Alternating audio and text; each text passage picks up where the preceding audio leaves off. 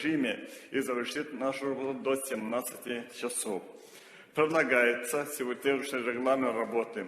Доклад до 20 минут, содоклад до 15 минут, выступление до 5 минут. Кто за? Прошу голосовать. Спасибо. Так, уважаемые коллеги, переходим к первому вопросу повестки. Слово для доклада предоставляется министру сельского хозяйства Республики Саха-Якутия Атласову Александру Павловичу. Пожалуйста, Александр Павлович.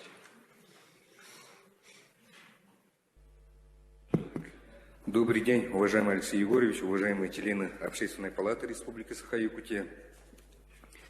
Рассматриваемая сегодня государственная программа развития сельского хозяйства является уже третьим по счету пятилетним программным документом после президентской программы развития села на 2002-2006 годы и государственной целевой программы развития села на 2007-2011 годы. Изначально принятая программа была со сроком реализации начиная с 2012 по 2016 год, но срок ее действия неоднократно продлевался из-за начатой практики принятия трехлетних бюджетов. Состав подпрограмм неоднократно менялся. Если в первый год реализации программы финансировалось 13 подпрограмм, то к 2019 году уже 16 подпрограмм. За эти годы на реализацию госпрограммы направлено всего 67 миллиардов рублей. Из этой суммы на долю производственных программ пришлось 68% или 40,5 миллиардов рублей, обеспечивающих подпрограмм 28% или 17 миллиардов рублей. В 2019 году всего предусмотрено 11 миллиардов рублей. Объем привлечения средств из федерального бюджета составил более 8 миллиардов рублей, из них 41% был направлен на развитие сельских территорий и 35% на производственные направления. За эти годы объем финансирования программы из бюджета республики возрос от 7,5 миллиардов рублей до 9,5 миллиардов рублей. Значительным достижением является увеличение объема привлечение средств из федерального бюджета до 1 миллиарда рублей и более за 2016 и 2019 годы. В рамках программных мероприятий по устойчивому развитию сельских территорий за эти годы введено почти 3000 жилых домов площадью более 237 тысяч квадратных метров, реализовано 7 проектов комплексной компактной застройки, введено 48 локальных водопроводов протяженности 436 километров, введено 230 километров газовых сетей в 20 населенных пунктах, построено 82 километра автомобильных дорог.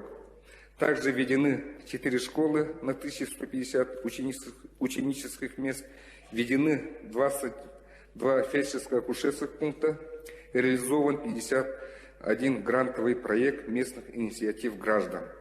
В этом году на текущую дату введено в эксплуатацию 350 жилых домов площадью более 25 тысяч квадратных метров, завершено строительство водопроводов в селах Акана, Кангалас, Нюрбинского улуса, строительство газовых сетей в селе Актемсе Хангаласского и в селе Дерим Чураптинского улусов. Большой востребованностью среди сельских жителей пользуются федеральные программы грантовой поддержки и поддержкой начинающих и семейных фермеров. За прошлые годы указанные гранты предоставлены 724 фермерам на общую сумму 2 миллиарда рублей, в том числе из федерального бюджета 1,5 миллиарда рублей. В результате объем валовой продукции сельского хозяйства республики по крестьянско-фермерским и индивидуальным предпринимателям за эти годы возрос от 4,5 до 7 миллиардов рублей. В части финансирования мероприятий программы внедрен новый механизм предоставления субвенций муниципальным районам и городским округам путем их наделения отдельными государственными полномочиями по поддержке сельхозпроизводства. За эти годы в адрес муниципалитетов направлено субвенций на 24 миллиарда рублей или 36% от общего объема финансирования программы за данный период. В текущем году предусмотрено 4 миллиарда 200 миллионов рублей. Вместе с тем, за весь период реализации программы суммарный индекс физического объема продукции сельского хозяйства Якутии составил всего 102%. В целом по России 126%. Но следует отметить, что результаты реализации предыдущей программы о развитии сельского хозяйства за 2007-2012 годы были еще ниже, со снижением индекса физического объема на 5,3%. Уже вторую пятилетку подряд отмечается рост производства в растениеводстве в условиях спада показателей животноводства. В разрезе муниципальных образований прирост сельхозпроизводства за период реализации программы достигнут только в 2 городских округах и 17 районах из 34. Остальные 17 районов не смогли обеспечить эффективное использование полученных субвенций.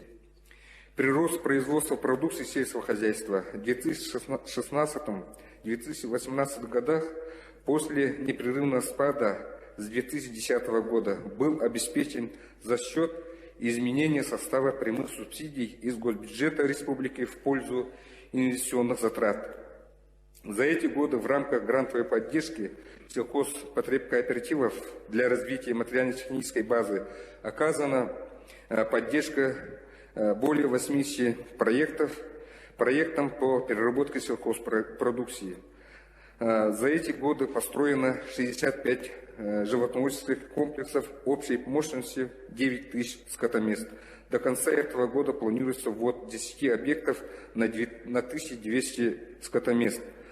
Во исполнении принятого в 2016 году указа главы республики о мерах по развитию табунного коневодства за 2 предыдущих года построено 200 коневодческих баз. В этом году гранты предоставлены на строительство еще 50 баз.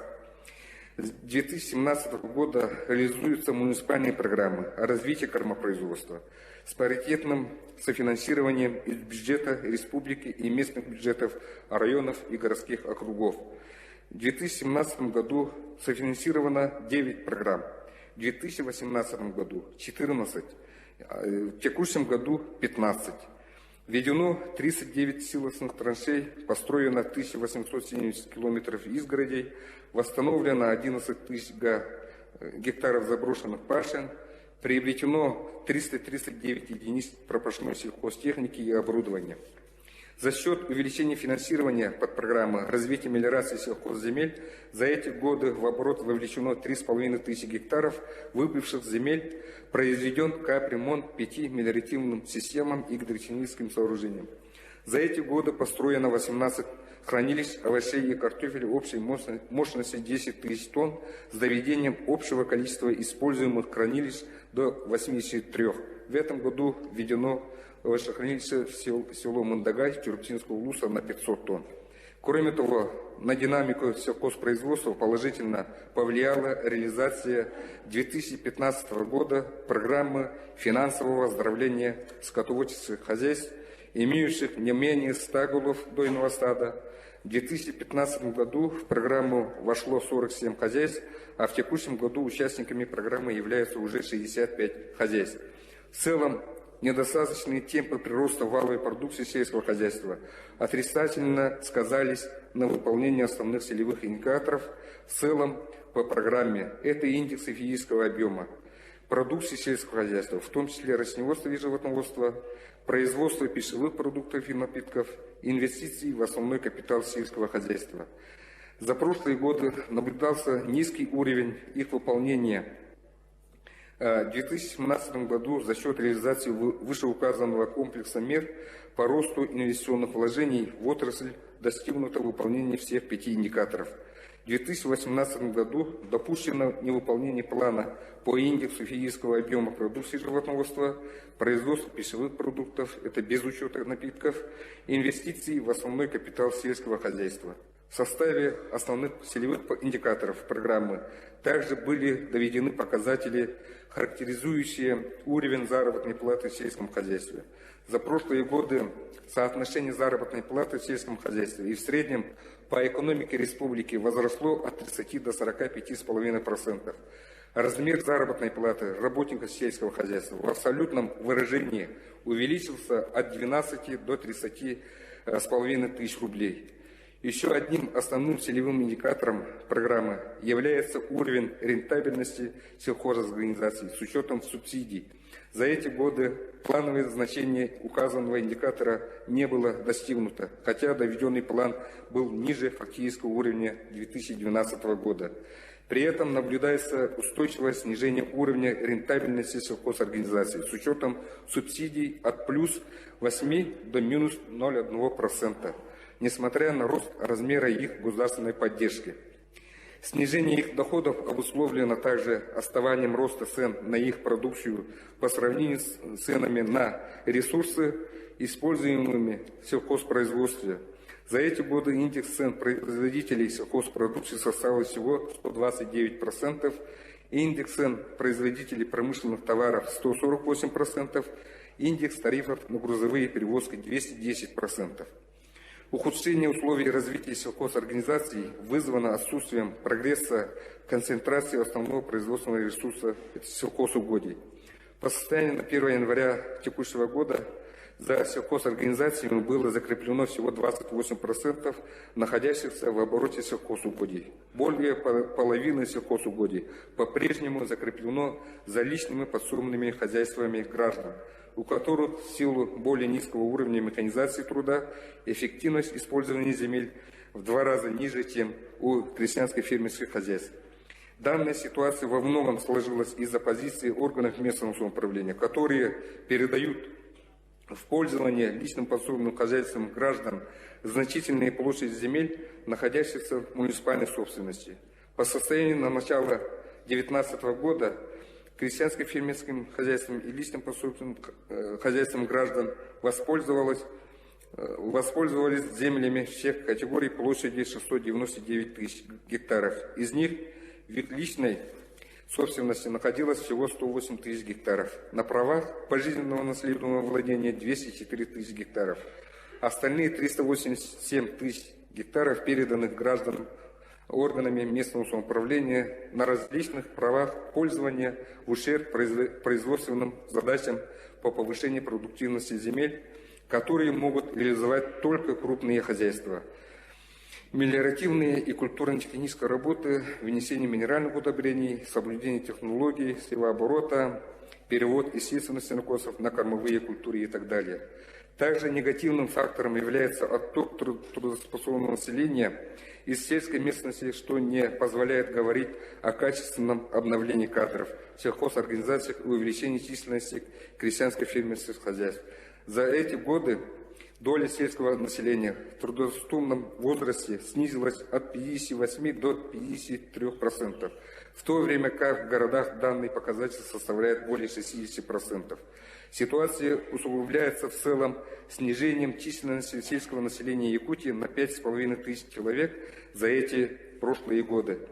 Молодым специалистам, работающим в сельхозорганизациях, кооперативах и крестьянско-фермерских хозяйствах, ежегодно выделяется 306 миллионов рублей на ежемесячные денежные выплаты в течение 3 лет в размере от 6 до 15 тысяч рублей в месяц в зависимости от уровня образования и территориальной зоны. В прошлом году указанную поддержку получили 475 молодых специалистов, при этом количество новых соглашений начало снижаться, что связано с отсутствием индексации размеров выплаты с 2012 года. За это время суммарный индекс потребительских цен составил 148%. Величина прожиточного минимума в республике для трудоспособного населения возросло на 58%. Из 1133 молодых специалистов, заключивших соглашение за прошлые годы, лишь 451 продолжает трудиться у работодателя, с которым было заключено соглашение. Таким образом, уровень закрепленности кадров по данному направлению составляет, по нашему анализу, 40%. Правительством республики ежегодно доводится задание по важнейшим видам продукции для каждого муниципального района, в том числе в части сельского хозяйства, по 10 показателям. По поголовью сельхозживотных 4, Производству сельхозпродукции 6 показателей. В части динамики поголовья сельхозживотных за прошлые годы прирост достигнут только по табунным лошадям на 5%, на фоне значительного снижения поголовья крупного рогатого скота на 15%. Лично-подсобные хозяйства граждан увеличили поголовье лошадей на 18 тысяч голов и сократили поголовье крупного рогатого скота на 13 тысяч голов. При этом на их долю все равно приходится 4% поголовья КРС. По крестьянско-фермерским хозяйствам наблюдается прирост поголовья лошадей на 9 тысяч голов со снижением поголовья крупного рогатого скота на 6 тысяч голов. Таким образом, малые формы хозяйствования стихийно переориентируются на менее затратное табунное коневодство, несмотря на значительный объем поддержки скотоводства. Вышеуказанные негативные факторы деятельности сельхозорганизаций привели к сокращению у них как поголовья крупного рогатого скота на 12 тысяч голов, так и лошадей на 19 тысяч голов. Сокращение поголовья свиней на 17% обусловлено массовым отказом крестьянских фермерских хозяйств от масштабного разведения свиней из-за опережающего роста цен на привозной свиной комбикорм. Значительное снижение поголовья оленей на 23% вызвано не только ростом травежа волками из-за установленных в 2012 году ограничений на допустимые способы охоты на диких зверей, но и упорядочением учета поголовья оленей, что вызвало многократное снижение учтенного поголовья оленей у лично-подсобных хозяйств граждан и крестьянских фермерских хозяйств. Отдельно следует отметить прирост поголовья оленей только в двух муниципальных районах, это Ульяновском и Анабарском. Практическую ликвидацию оленеводства в Аллаяханском улусе, где на конец 2012 года содержалось более 2000 голов оленей. Также снижаются показатели клеточного звероводства республики. Объем годового забоя на шкурку серебристо-черных лисиц за прошлые годы снизился более чем в 2 раза, до 4000 единиц. Голубого песца от 1123 до 52 единиц.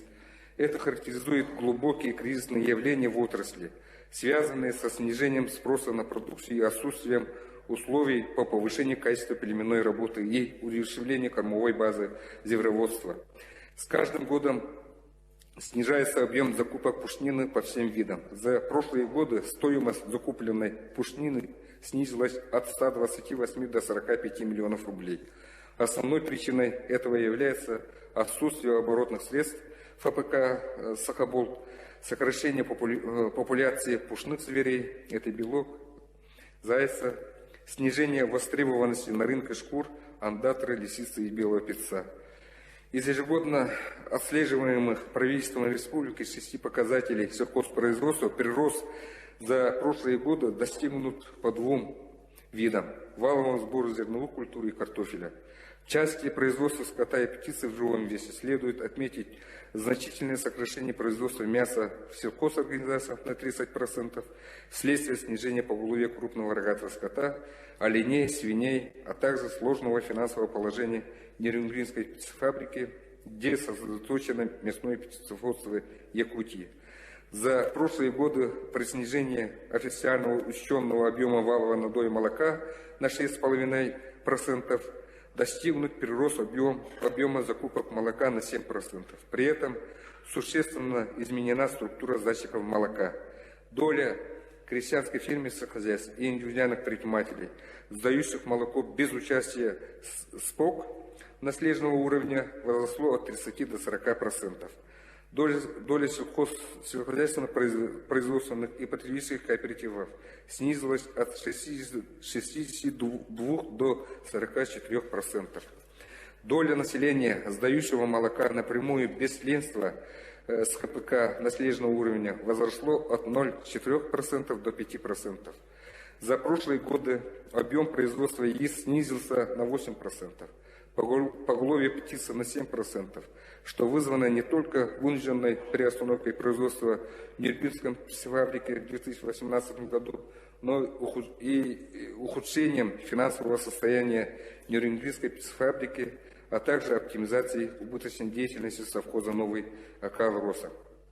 Из 18 видов пищевых продуктов и напитков, производство которых отслеживается органами статистики, прирост объема производства за прошлые годы достигнут только по 4 видам пищевых продуктов. Это говядина, полуфабрикаты мясные, сливки, макаронные изделия. И по 4 видам напитков: алкоголь, пиво, воды питьевые и прочие безалкогольные напитки. Вопросы вызывают снижение объемов производства масла сливочного на 2,5%, сметаны на 16%, прочих кисломолочных продуктов на 10%, прирост объема закупок сырого молока на 7%. С учетом отрицательной динамики производства пищевых продуктов и напитков по большинству видов из имеющейся номенклатуры, доля мясного производства в обороте розничной торговли пищевыми продуктами, включая напитки, за прошлые годы снизилась от 9 до 7%. Согласно указам президента республики от 27 мая 2013 года, главы республики от 29 марта 2019 года, Министерством экономики ежегодно проводится оценка эффективности реализации государственных программ республики. В результате проведения оценки эффективности госпрограмме присваивается одна из 4 степеней эффективности: высокоэффективная, эффективная, недостаточно эффективная и неэффективная. По проведенной оценке в первые годы реализации госпрограммы была признана недостаточно эффективной, но после пересмотра мер господдержки, принятия закона о развитии сельского хозяйства по итогам 2017 и 2018 годов, программа была признана эффективной. В целях коренного пересмотра подходов к развитию сельского хозяйства Якутии и повышения эффективности оказываемой государственной поддержки отрасли приняты 5 правовых актов республиканского уровня, которые отражены на слайде. Уважаемые коллеги, в данное время во исполнение поручений главы республики разработан проект госпрограммы развития сельского хозяйства на следующую пятилетку, которая должна быть принята в этом году, до 1 декабря текущего года.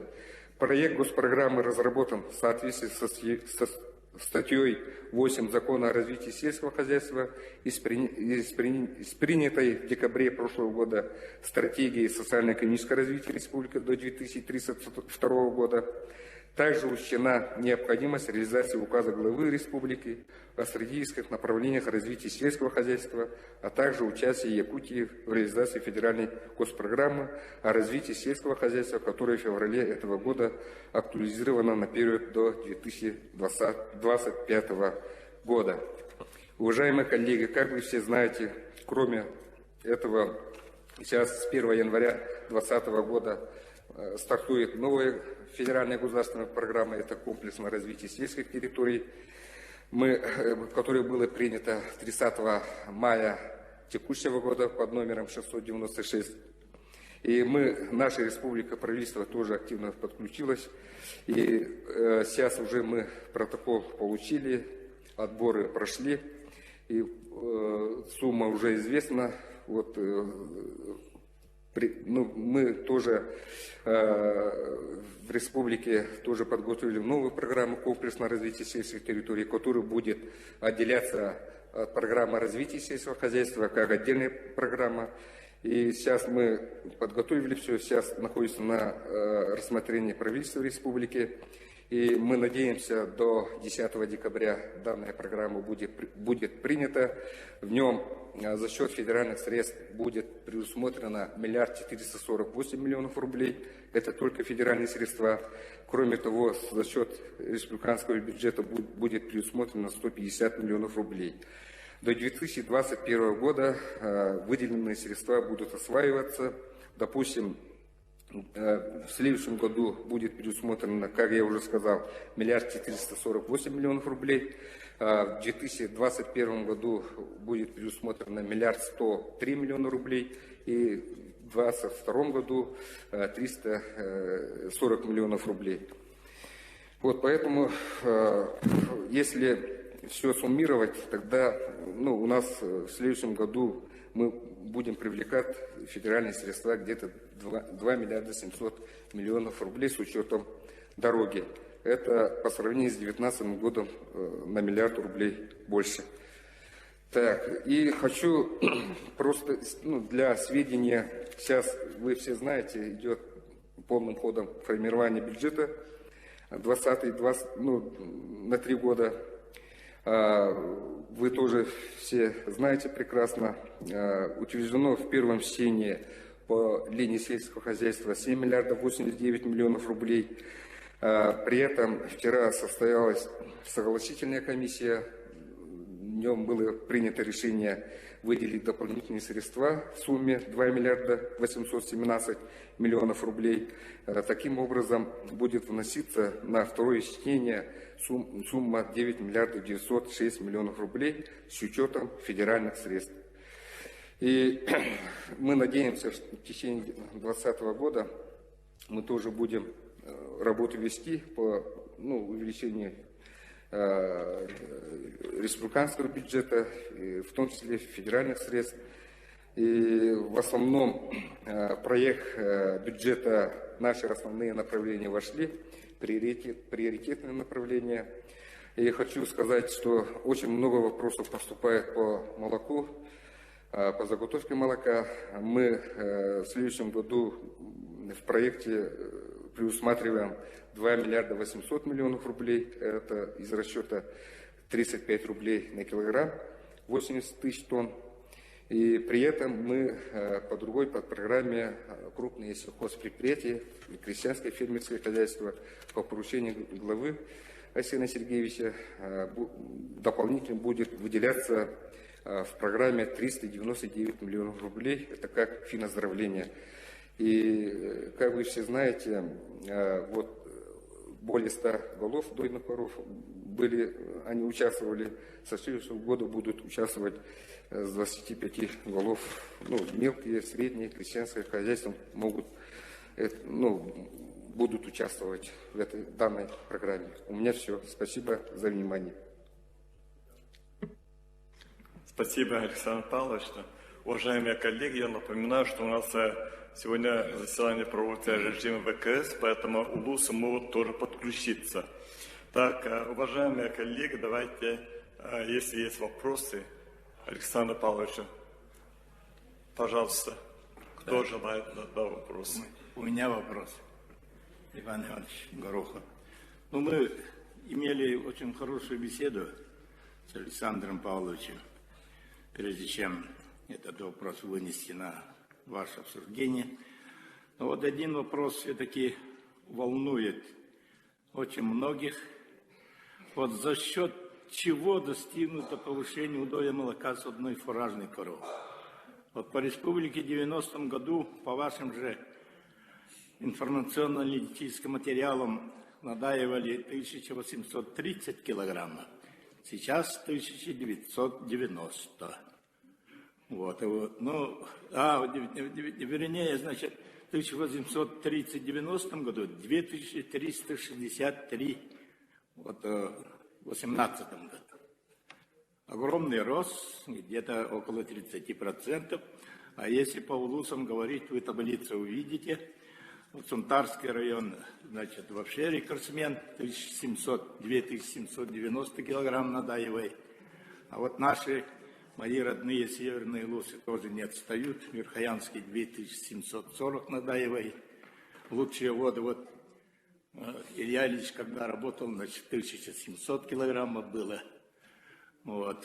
И Абыйский тоже не отстает. Это чем объяснить? Эта ситуация абсолютно несравнимая с теми советскими годами сегодня. Вопрос понятен, пожалуйста, Александр Павлович. Спасибо за вопрос, Иван Иванович. Мы как раз-таки позавчера у нас состоялся разговор. После этого мы составили анализ для сведения. Допустим, я хочу озвучить это. Надой молока на одну голову коровы в килограммах, допустим, в хозяйствах всех категорий в 1997 году по республике Саха-Якутия составлял 1500 литров с одной головы. В среднем по Российской Федерации 2239. Так, по итогам 2018 года средний удой на одну голову в среднем по Российской Федерации составила 4490 литров, а по Республике Саха-Якутия 2297 литров. По личным подсобным хозяйствам в 1997 году составил 1550 литров, а по итогам 2018 года составил 2315 литров. Но расчет поголовья сельхозживотных и объема производства продукции в натуральном выражении животноводства производится органами государственной статистики, которые они проводят, есть методическое указание по проведению годовых расчетов объемов производства продукции растениеводства, животноводства, и при этом они берут как бы выборочно, выборного, используются данные выборочного обследования этой категории и суммируют, допустим, например, 100 голов, из 100 голов 10 выборку делает, потом усредненные данные выводит. Поэтому по личным подсобным хозяйствам такой метод расчета, а по нашим сельхозпредприятиям, допустим, у нас количество организаций агропромышленных комплексов всего, которые отчитываются Минсельхоз Республики, составляет 400 хозяйств. Из них сельхозорганизаций 183, сельхозпотребительские кооперативы 192, пищевые и перерабатывающие 21 и обслуживающие 4. Они все сдают отчет Минсельхоз по-старому, как в советские времена. Мы каждый квартал отчеты принимаем.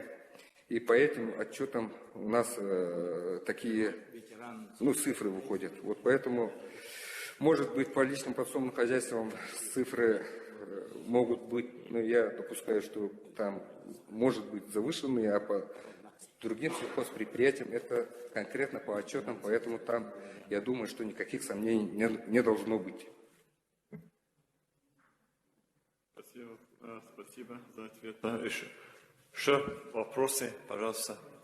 Кто вопросы задает? Есть вопросы? Можно, да? Пожалуйста. Альбина Кентьевна. Вопрос очень важный, сложный. И мы, не знаю, какое поколение, все говорим, у нас сельское хозяйство, селяне, уровень их жизни и так далее. В общем, не повышается, и принимаем каждый год какие-то меры для улучшения, так? Их состояния. Вот я на слух воспринимать сразу, если этим вопросом постоянно не занимаешься, конечно, очень трудно оценить. Вот просто такой вопрос. Сейчас мы как бы распределяем гранты, так? На коневодство, на развитие фермерского хозяйства и так далее. Как вы оцениваете эффективность от полученных грантов, отдачу этих грантов, кроме, конечно, строительства ферм там, и так далее, конечный результат – это, я думаю, увеличение поголовья крупного рогатого скота, увеличение поголовья лошадей, и их продукции, да? Вот самый конечный результат, и, естественно, на заработную плату. А строительство домов, дорог и прочее, как бы мы сейчас не принимаем. Конечные. Как вы оцениваете эффективность, вложенных, что ли, средств в эти направления? Если сказать в целом по АПК, не только семейные фермерские хозяйства, в целом АПК, на 1 рубль, вложенных господдержкой, мы по итогам 2019 года получили 2 рубля 60 копеек. Как вы думаете, это эффективный показатель или нет? Допустим, по грантам начинающие фермерские хозяйства, допустим, семейные фермерские хозяйства, мы, когда проводим отборы, вот эти условия мы требуем. И победители, допустим, получателями грантов мы подписываем соглашение. И там все параметры, допустим, создание рабочих мест, увеличение поголовья, допустим, лошадей или крупного рогатого скота, все там отражается в соглашениях полностью. И по итогам каждый год мы тоже проверяем, в течение 5 лет их показатели проверяем, не только мы проверяем, и счетная палата проверяет. Ну, понятно, Да. Александр Павлович. Ну, тогда, как говорится, бумага все стерпит, а вот окончательные результаты, да, у нас по сравнению с 2012 годом количество крупного рогатого скота уменьшается, ну, лошадей чуть-чуть повысилось, оленей, свиней и так далее все уменьшается. А если с 2012 года по 2018 год приплюсовать вот эти деньги, средства, гранты, так ведь, да, мы на увеличение должны были бы пойти, а от меньшего количества коров, лошадей, свиней, конечно, и меньше продукции, меньшее количество продукции в конечном счете получаем. Вот просто так это для простого человека сходу, как это соотносить, как это воспринять?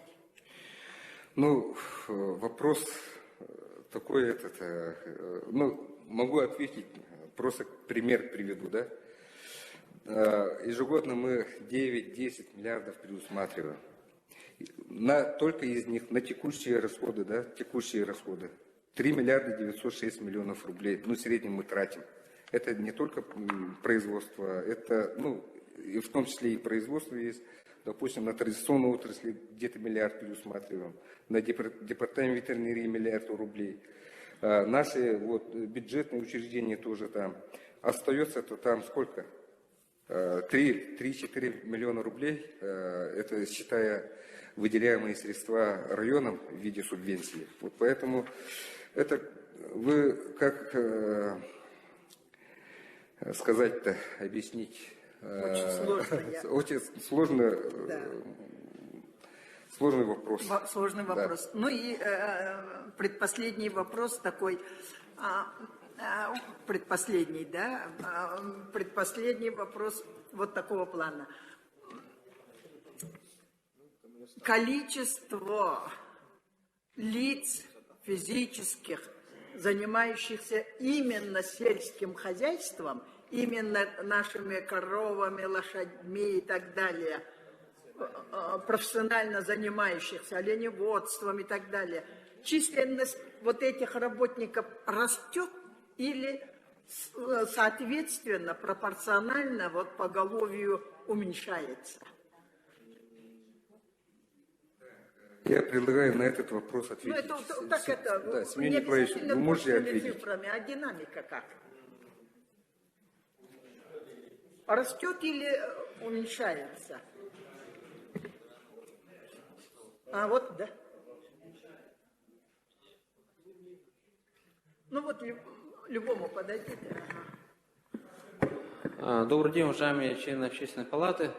Ну, наиболее объективные данные, которые характеризовали бы, да, тех лиц, которые занимаются сельским хозяйством, это все-таки итоги всероссийской переписи населения, и, то есть итоги всероссийской сельскохозяйственной переписи. Она была проведена на территории Якутии 2 раза, в 2006 году и 2016. Если эти данные смотреть, то, конечно, у нас количество фермеров, которые фактически осуществляют сельхоздеятельность, у нас за 10 лет уменьшилось от 3600 до 2800. Количество личных подсобных хозяйств граждан, которые занимаются сельхоздеятельностью, наоборот, увеличилось от 96 тысяч до 97 тысяч. Но количество, конечно, сельхозорганизаций и работников, которые занимаются, работают, да, в сельхозорганизациях, она у нас, конечно, гораздо меньше. По итогам статданных, по итогам 2008 года в сельском хозяйстве было занято именно в сельхозорганизациях 5100 человек. И, конечно, 10 лет назад эта цифра была больше. Но здесь следует что понимать. Все-таки идет, да, снижение поголовья крыс и оленей, и свиней именно в основном в малых формах хозяйствования. Это о чем говорит? Что все-таки те домохозяйства, которые, например, начинают получать доходы в бюджетной сфере, они начинают, да, добровольно отказываться от содержания ЛПХ, так как они начинают получать доходы в бюджетной сфере. Ну, с учетом того, что майские указы президента России начинают работать, и на селе, конечно, очень высокая доля работников бюджетной сферы. И в связи с этим идет как бы стихийное уменьшение поголовья КРС, но, с другой стороны, поголовье лошадей уверенно растет.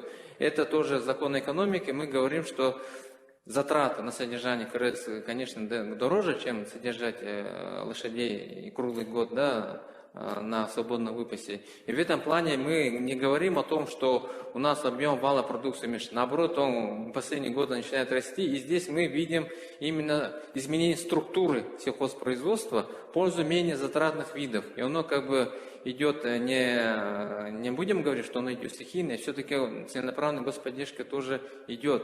И здесь мы, конечно, говорим о том, что мы должны успевать как бы помогать хозяйствам именно переориентации своей деятельности. И в этом плане, конечно, здесь идет два фактора. С одной стороны, экономически выгодное производство, оно подразумевает повышение уровня механизации и, соответственно, сокращение рабочих мест.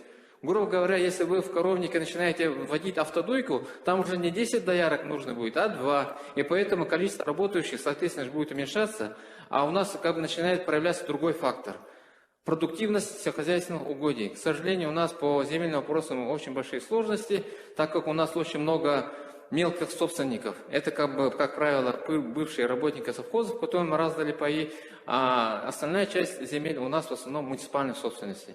И в этом плане Минсельхоз, к сожалению, ограничен своими полномочиями по законодательству земельному, в том плане, что мы силком сейчас не можем всех земель консолидировать. И в этом плане те малые формы хозяйства, которые сейчас заняты, не могут своими силами, да, резко увеличить свою продуктивность. И в этом плане, конечно, идет замечание в том плане, что у нас продуктивность УДО и так далее у нас гораздо ниже, чем других субъектов. И в этом объективная реальность на самом деле.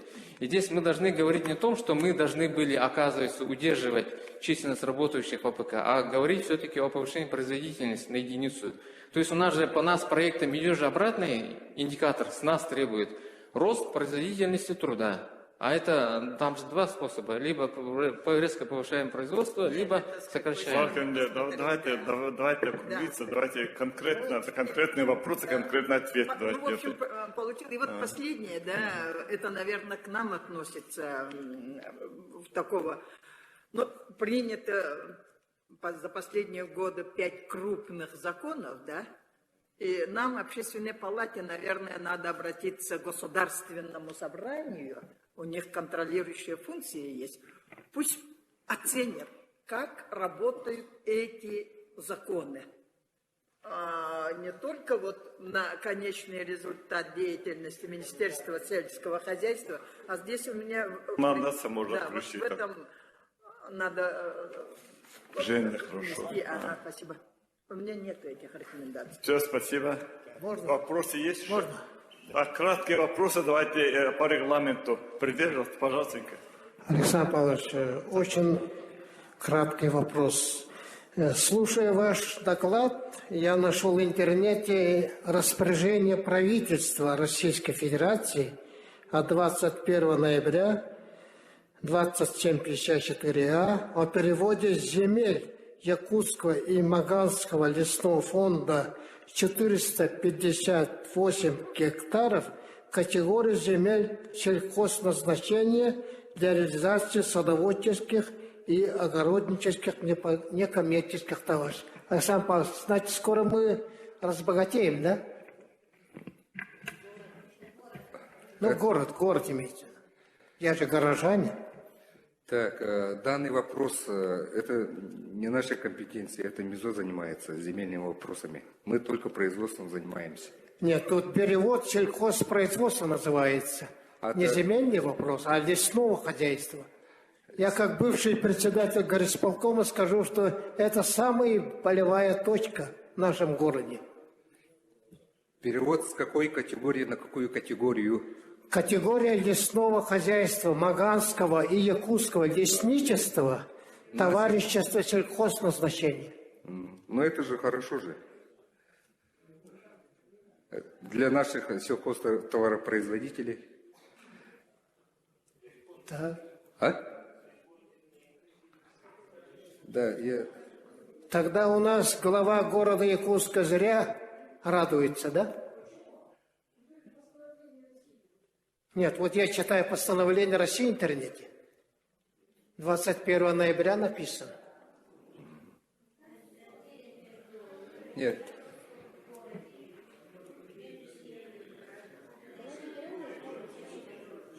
Скорее, Министерство имущества знает земельных отношений. Да, что-то непонятно. Нет, у нас по праву вопроса на тебя не ответили.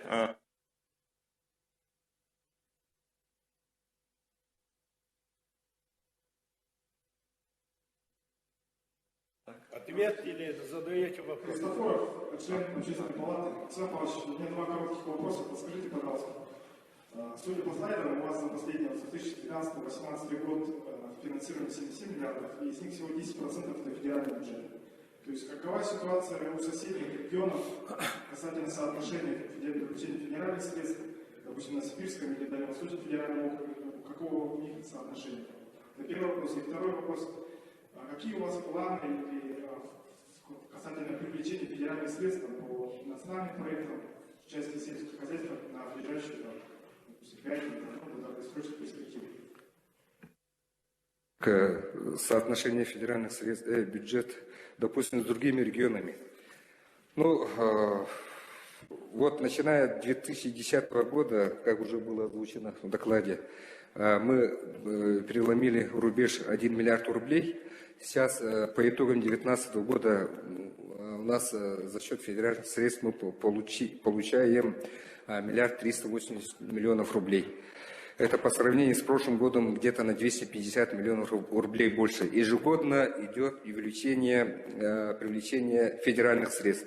А то, что если сравнить, допустим, нашими ближайшими регионами, мы, допустим, по новой программе, госпрограмме комплексного развития сельских территорий, из лимита где-то миллиард 900 миллионов. Немножко я ошибусь. Из них мы будем получать в следующем году 1 448 миллионов рублей. Это практически 92% наш регион будет получать. И последующие годы тоже такая же сумма. Допустим, по ведомственной программе «Современный облик села» всего выделено 11 миллиардов рублей по всей Российской Федерации. Мы на первом месте, вот 1 448 миллионов рублей. Вторую позицию занимает Республика Удмуртия, где-то 1 107 миллионов рублей. И далее там по 50, по 100, по 70 миллионов рублей. Так что по этой программе самую большую сумму мы получаем. И на перспективе то же самое. Мы уже парафировано соглашение по другим направлениям тоже подписали с федеральным министерством. И так что вот 20, 21, 23 годы у нас уже суммы известны. Как я уже сказал, по новой программе 1 103, это 21 год, и далее 350. Так что на перспективу у нас есть работа. Спасибо, Александр Павлович. Может, вопросы закругляемся, потому что у нас выступлений очень много, да. Некоторые вопросы там не ответят, некоторые вопросы. Александр Павлович, у меня такой вопрос. Устьянский район, Томской сельсовет, у меня такой вопрос.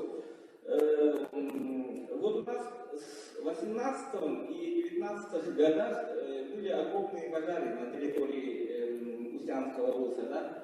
И в связи с этим она как бы очень повлияла для оленеводства. То есть, когда идет пожар, то есть, соответственно, и горит то, что кормится вот этот олень, да? И в связи с этим очень большие затраты у оленеводов. И Вопрос, пожалуйста, конкретно. До 2019 года снижение поголовья оленей резко с этим как бы себя показало. И вот у меня такой вопрос. Какие меры вот, именно ведутся для того, чтобы вот, как говорится, да. Какие меры ведутся для того, чтобы компенсировать вот эти пожары? Нет, у нас по программе, допустим, по сравнению с 2019 годом, у нас по проекту где-то на 59 миллионов рублей по традиционной отрасли больше мы в проект заложили. И вы конкретно можете ответить? Отдел севера. Там мы перенаправляем на маттехобеспечение же, да, с других мероприятий по проекту.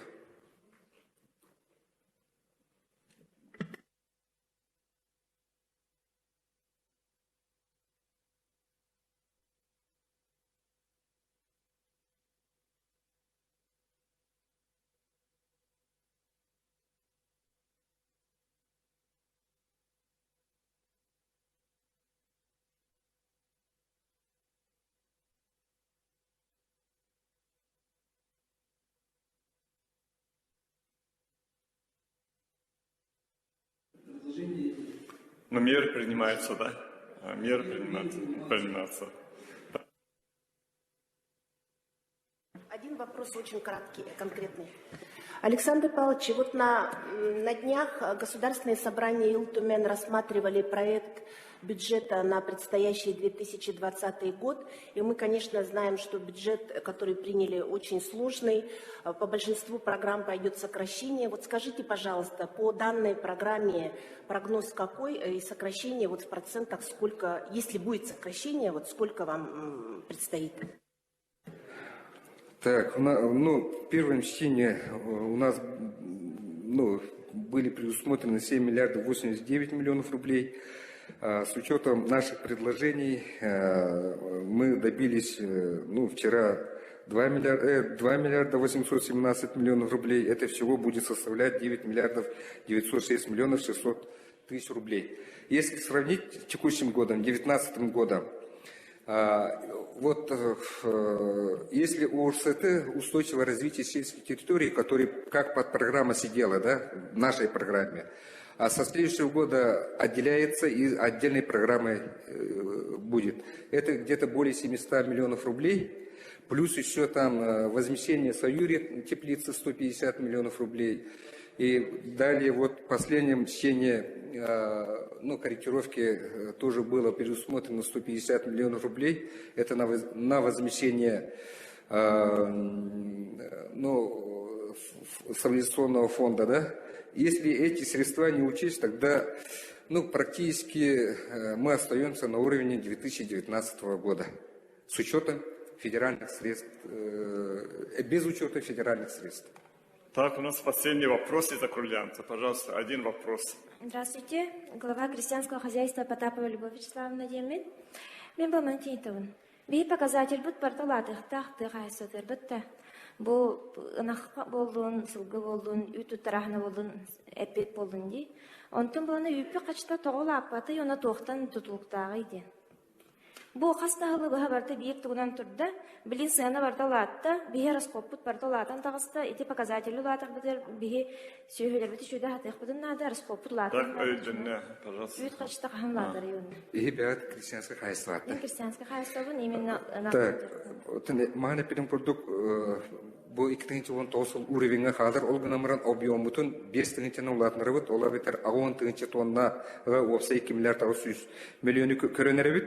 Ол ондығар етімағына пирин көрдік, атын под программанан финоздравлениянан именно бұд әрәйінна қағайсылыр онына кіра орто крестьянское хозяйстволары поддержкалырға ден 399 миллион орты бұд. Ол анан қолыбыра бір үйді күтті связьті бұд. Инегінен Эхиз атратагат улаханы билдер была, оланы хабарга итинник там хайысканы көддүбүт. Онан механавар үтүддәһен ити хотуар атын направлениен үддүр. Спасибо. Может, Александр Павлович, может сесть? Ага. Вопрос закончился. Да, у нас дальше идем. Условия для содоклада представляется председатель комиссии Общественной палаты Республики Саха-Якутия по развитию села и туристической территории Ивана Ивановича Горохова. Пожалуйста, Иван Иванович. 15 минут.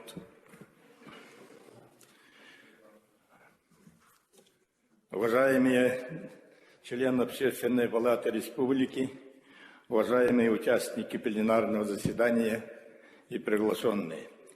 Сегодня на повестке заседания Общественной палаты рассматривается очень важный вопрос, который напрямую затрагивает интересы, касается здоровья каждого якутянина, так как житейская истина гласит «здоровая пища, здоровая нация». В последнее время актуальные вопросы и проблемы населения стали все чаще ставиться в общественных советах муниципальных образований и, конечно, в Общественной палате республики. Одним из таких насущных тем является вопрос состояния и потенциала сельского хозяйства, крупнейшим по территории и разнообразнейшим по природно-климатическим условиям регионе Якутии и Республики Саха. Сегодняшний доклад Министерства сельского хозяйства – это публичная форма отчета полномоченного органа государственной власти перед всеми тружениками и жителями села, поэтому призываю коллег к предельно честному, объективному и конструктивному разговору. Во-первых, начну со структуры программы. Программа состоит, это действующая программа, из 21 подпрограммы, из которых 12 подпрограмм напрямую касается сельскохозяйственного производства, остальные так называемые 9 программ, обеспечивающие программы. Из доклада министра и информационных раздаточных материалов можно сделать вывод, что за последние 3 года реализация государственной программы положительно сказалась на стабилизации аграрного сектора республики. Так прорывными оказались подпрограммы по растениеводству, поддержке начинающих и семейных фермеров и по устойчивому развитию сельских территорий. Вместе с тем вызывает тревогу продолжающееся последние 7 лет сокращение поголовья скота на 15%, оленей на 23% и связанное с этим невыполнение намеченных показателей животноводства. Отсутствует механизм предоставления заброшенных сельскохозяйственных угодий желающим трудиться на них. Неудовлетворительно ведутся мелиоративные работы. Закупочные цены никак не увязаны с себестоимостью сельхозпродукции. Постоянно и неравномерно поднимающимися ценами на моторное топливо по всей обширной территории Якутии. Цена на заготовку молока по всей территории одинаковая, без учета различий природно-климатических условий, транспортной доступности, в конечном счете стоимости жизни экономических зон республики. Так, у нас негде показать, да? У меня есть сравнительная информация по поголовью сельскохозяйственных животных за 90-й, это год перестройки, ну, скажем так, уже начало капитализма, развития в нашей стране. Так вот, и по сегодняшний день. В 90-м году было 400 201 голова. Но я сразу скажу, чтобы времени не занимать, снижение. В общем, с 90-м годом крупный рогатый скот количество снизилось в 2,2 раза. В том числе дойных коров 2,1 раза. Лошадей, ну, по лошадям еще более-менее. А оленей 2,5 раза сокращение на сегодняшний день. Это 90-й год. Вот мы с вами захватили это время. И в то же время, а вообще в 28 году крупный рогатый скот насчитывался 550 с лишним тысяч голов. Сегодня 183 тысячи. А в то же время я вот не зря вопрос задавал. Надой молока сильно растет по Улусовне.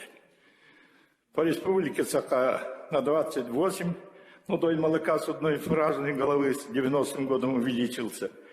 Ну, самый большой в Росунтарском Улусе 67, Абыйском 59, Верхоянском 53. Но самые такие, я не знаю, плохо работающие или как, или Хангалайский Улус урос всего по надою молока всего лишь 8%. 8%. Сегодня, конечно, бессмысленно кого-либо обвинять в таком обвальном сокращении поголовья за прошедшие сложные для всей страны 29 лет. Однако факты – упрямая вещь. Есть у нас, значит, огромные резервы, есть мотивация, к чему стремится нынешнему поколению руководителей аграрного сектора республики. В то же время возникает сомнение в достоверности статистических данных, особенно в показателях продуктивности скота, да и количества поголовья животных. Второе. Сельское хозяйство всегда было и является одной из ведущих системообразующих сфер экономики, формируя продовольственную и экономическую безопасность, демографический, трудовой и поселенческий потенциал территорий и регионов и в целом страны. У нас, как сказано, продолжается отток трудоспособного населения, сокращается количество работников, профессионально занимающихся сельхозтоваропроизводством. Все эти люди переезжают в столицу, город Якутск, увеличивая и так постоянно растущую нехватку мест в детских садах, школах, медицинских учреждениях. Идет интенсивный процесс старения сельхозтоваропроизводителей. Поэтому одной из важнейших позиций, требующих внимания органов власти, является кадровая составляющая аграрной отрасли. В основе ее должно находиться качественное образование, соответствующее высочайшим требованиям современному производству сельскохозяйственной продукции. На практике только треть выпускников вузов и техникумов приходит на работу в сельхозорганизации. На селе остаются и того меньше. Причин здесь много. Это тяжелый крестьянский труд, сезонность, низкая заработная плата, плохие жилищные условия, имеется в виду неблагоустроенное жилье, транспортная оторванность от многих благ цивилизации. Ну, вот по словам министра, из сотни с лишним выпускников ежегодно ЕГСХ, значит, направляется в село всего лишь 40, и то, значит, там многие не задерживаются. Вообще, по учебным заведениям, по подготовке кадров, я думаю, Общественной палате надо будет отдельно вопросы рассмотреть, и вообще трудоустройство выпускников наших учебных заведений по профессии. У нас здесь проблем много. Третье. Перед тем, как перейти к ресурсам обеспечения программных мероприятий, позвольте остановиться на вопросах контроля за эффективным целевым расходованием выделенных бюджетных средств.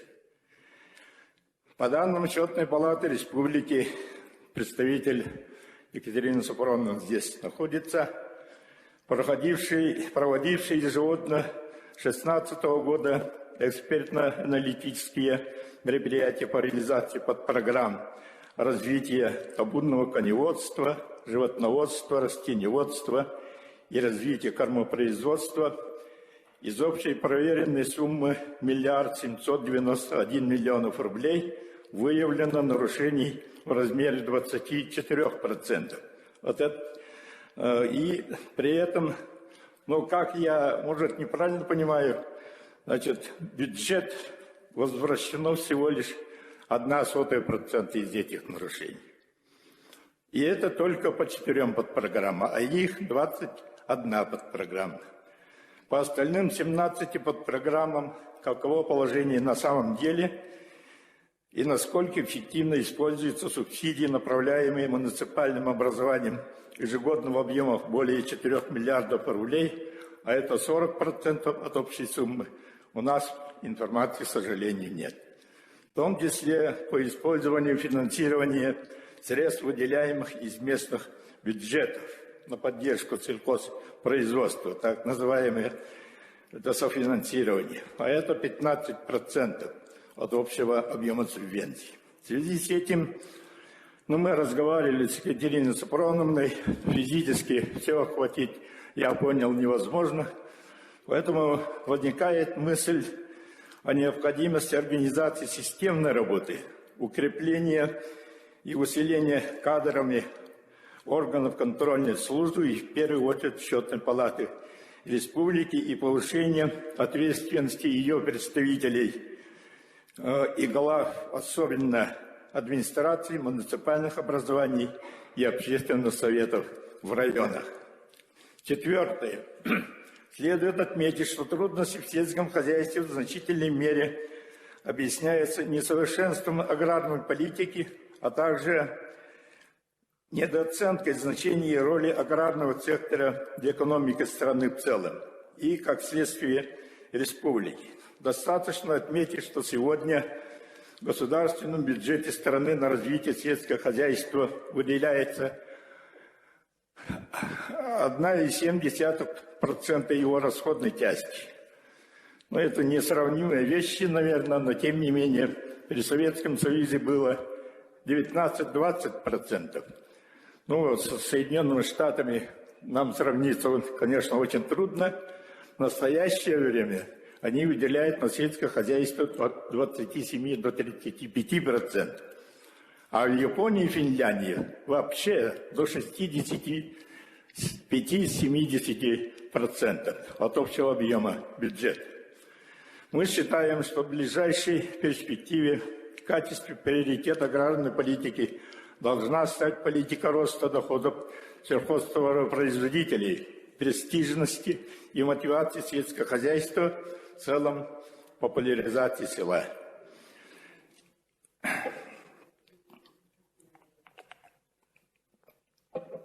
Вместе с тем, ресурсное обеспечение программных мероприятий и даже снижение цифр финансирования в 2020 году, конечно, не позволяет обеспечить качественный рывок в этой отрасли. Члены палаты понимают, что необходимо хотя бы сохранить сегодняшние объемы 5% финансирования из госбюджета, несмотря на экстремальные условия сельскохозяйственного региона, но наравне с этим, или не то что несмотря, учитывая экстремальные условия сельхозпроизводства региона, но наравне с этим внедрять дополнительные внебюджетные меры финансовой поддержки, разработать и неукоснительно соблюдать механизмы повышения эффективности использования каждого вложенного рубля, иными словами, оптимизировать затраты сельхозорганизаций без снижения объема производства сельхозпродукции. Также другими мерами финансовой поддержки аграрного сектора могут быть. Это закупка сельхозпродукции для государственных и муниципальных нужд. Но сегодня министр говорил, эффективность вложенного рубля окупается 2,7 раза. Это правильно. Вот в 2018 году продукции выпущено на 26 миллиардов, когда из бюджета получено 10,8%. То есть вот эти деньги тоже мы. Активный... Иван Иванович, остается 1 минута. А? 1 минута только остается. Но я закончу как содокладчик. Активный поиск инвестиций, разработки, внедрения инновационных научных разработок в сфере северного сельхозпроизводства. Вот в программе заложено на всего лишь 45 миллионов рублей по науке. То есть это 0,00% от 67 миллиардов рублей. И этот факт вынуждает говорить о недооценке роли науки в развитии сельского хозяйства. И один из важнейших резервов это министерство и депутатам Госсобрания Республики следует серьезно пересмотреть приоритеты в новой структуре, новой программы в пользу производственной части за счет так называемых обеспечивающих подпрограмм. Дальше мы считаем необходимым обеспечить открытость и прозрачность деятельности министерства, в том числе по реализации действующей и принимаемой госпрограмм, а также о передовом опыте развития сельского хозяйства в республике. Ну, например, мы знаем, Александр Еремеевич недавно по радио выступал о передовом опыте хангаласских фермеров, по сиянию, почему нельзя насчет оленеводов Яна Таба пропагандировать, которые за последние 12 лет увеличили поголовье оленей в 4 раза. Тогда как от Лайха там абы иначе вообще на нет свели количество своих оленей.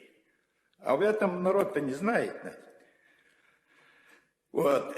Ну и по Ленскому району, это мое личное мнение, тоже очень хорошая работа идет по поддержке селян последние 2 года. Но об этом Александр Васильевич, наверное, сам выступит. Вот эти такие инициативы надо освещать по средствам массовой информации. Сейчас их много. И 5. Комиссия общественной... Вы дайте мне, пожалуйста, 1 минуту еще. Даете, да? И, наконец, 5. Комиссия Общественной палаты Республики по развитию села и арктических территорий для преодоления этой нарастающей проблемы считает необходимым продумать вопрос о разработке комплексной государственной программы развития села, подключив к ее разработке и реализации все министерства и ведомства, имеющие отношение к сельской местности, основа национальной самобытности коренных жителей Якутии, с тем, чтобы мероприятия по оптимизации социальной сферы на селе провести в теснейшей увязке с развитием сельскохозяйственного производства. Мы все понимаем, что не будет школы, не будет учреждений здравоохранения и культуры, село развалится, и как следствие не будет сельхозпроизводства, и это отрицательно, конечно же, отразится на будущем нашего народа, народа республики. В этом плане положительный опыт комплексного подхода развития села у нас в субъектах России имеется, можно было бы и оттуда опыта набраться. Нельзя сказать, что у сельского хозяйства Якутии отсутствует потенциал развития. В последнее время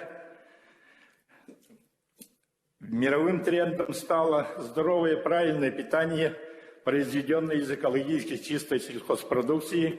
То есть мы можем производить качественную продукцию, но это надо осуществить не в выставочных, ярмарочных, небольших объемах, а в больших масштабах, как этого требует стратегический указ главы республики. Короткое, но с белыми ночами якутское лето является прекрасным условием для выращивания картофеля, овощей, твердых сортов пшеницы, системообразующим элементом аграрного комплекса республики в последнее время также стало и рыбное хозяйство. Для этих новых вызовов требуются новые компетенции, и обладатели этих компетенций, высококвалифицированные, мотивированные кадры и значительное увеличение объемов натурального высококачественного сельхозсырья, без увеличения поголовья животных достичь невозможно. Уважаемые участники пленарного заседания, в заключение хочу сказать, что 3-й состав Общественной палаты Республики, понимая, что развитие сельского хозяйства, имеющее приоритетную цель обеспечения населения качественными продовольственными товарами местного производства процесс комплексный, в котором все принимая меры взаимоувязаны и оказывают друг на друга существенное влияние. Потому мы постарались собрать сегодня заинтересованную экспертную площадку, состоящую из представителей государственных и муниципальных властей, села и общественности. К сожалению, не все подошли. Мы все вместе делаем одно общее дело, соответственно, многое зависит от нашего ответственного подхода в решении задач, обозначенных в известном указе главы республики, и наших согласованных взаимодействий. Спасибо. Спасибо, Иван Иванович. Два доклада мы услышали по плану, и доклад министра, и доклад Общественной палаты. Пожалуйста, приступаем к обсуждению. Предварительно у нас записались на выступление 5 членов палаты и 7 приглашенных. Я думаю, 12 человек этого достаточно будет. Поэтому давайте приступаем к выступлению. Я очень прошу придерживаться регламента до 5 минут. Да, и подведем черту, 12 человек. Так, пожалуйста, члены палаты, кто согласен? Да? Спасибо. Так, слово предоставляется Маршрутовой Августе Дмитриевне, пожалуйста. С места можно, да? До 5 минут. Дорогие участники пленарного заседания, члены Общественной палаты и приглашенные.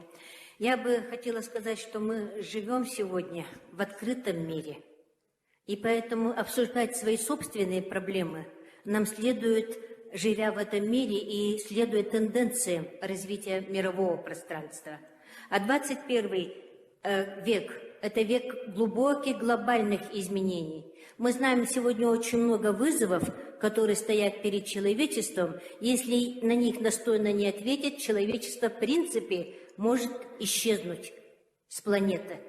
И один из этих вызовов у нас является продовольственный кризис, который идет во всем мире и на который мы должны ответ найти с вами. Не только вот заслушав министра, а как мы сами, каждый из нас, каждый человек вкладывает в это средство, чтобы обеспечить собственную продовольственную безопасность. Я вот поэтому хотела бы остановить еще на одно внимание. У нас мир развивается, основные тенденции развития мира два. Это интенсивное научно-техническое развитие, вплоть до того, что уже компьютеры там чем-то управляют, так? А второе – это ориентация развитых стран на повышение качества жизни, который сегодня является основным показателем конкурентоспособности государств. То есть это одним из показателей вот этой конкурентоспособности и является продовольственное обеспечение своих граждан. И вот с этих позиций я бы вам предложила, мы вот на Общественную палату вынесли вот этот вопрос, потому что, по-моему, час наступил. И я хочу обменяться с вами по 3 аспектам этого направления.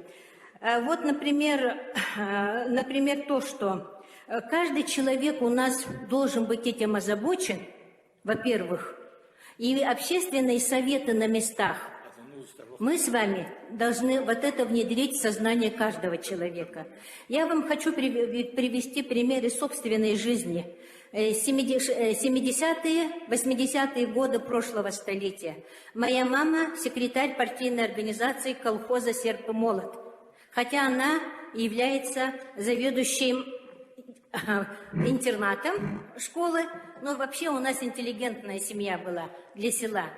Но вот поскольку она секретарь парторганизации, мы вынуждены были содержать корову, во-первых. Так, значит, у нас должны были быть курицы, у нас должен был быть огород, и она показывала этим пример, что мы все занимаемся. И вот мы с младенчества на этим все время занимались вот этим производством, то есть самообеспечением. Получается, у меня до сих пор вот стоит во рту, что ли, вкус яичницы из собственных куриц. Не то, что сейчас мы делаем яичницу из покупного яйца. Совершенно другая вещь. Я думаю, что вот такой период настал, и деньги государства в то, чтобы вот этому семье вот этой выделить, не выделялось. Поэтому вот наша задача общественных советов на местах конкретно, по-моему, вложить вот это в каждого жителя, чтобы у нас не пустовали огороды. А вы пойдите по селу, пройдитесь. Сколько людей у нас сажает сегодня картофель, что они выращивают сегодня у нас в своих теплицах и так далее, выносят ли они на рынок свою собственную продукцию. То есть вот озаботиться этим, чтобы каждый вот метр квадратный нашей земли действовал на нас, на пополнение продовольственной базы республики, наверное, в этом есть смысл. И затем, значит, проконтролировать, как это делается, мне кажется, еще...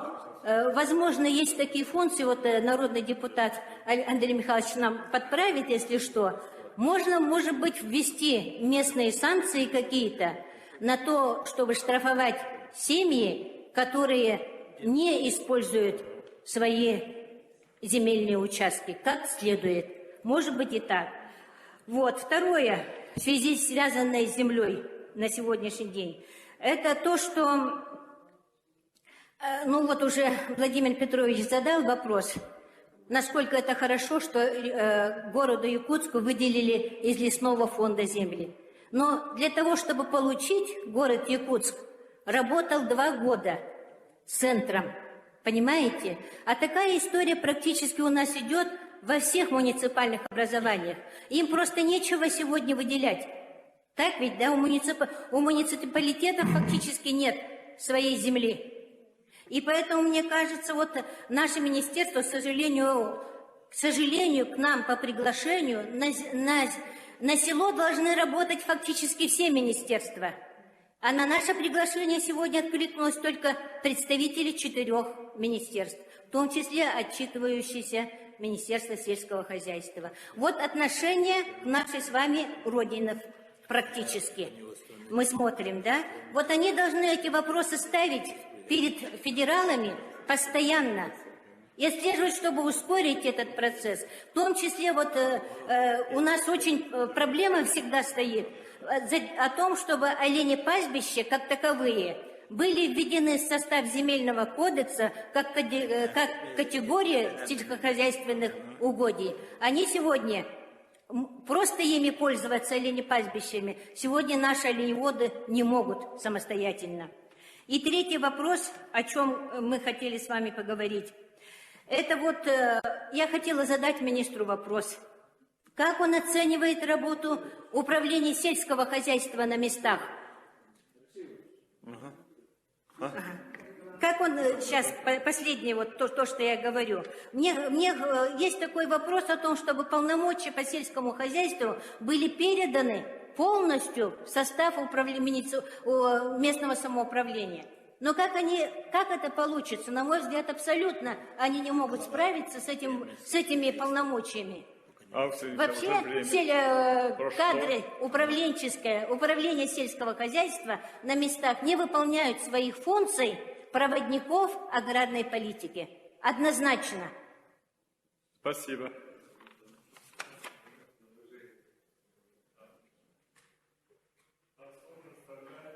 Предоставляется Чусовскому Леониду Андреевичу. Пожалуйста.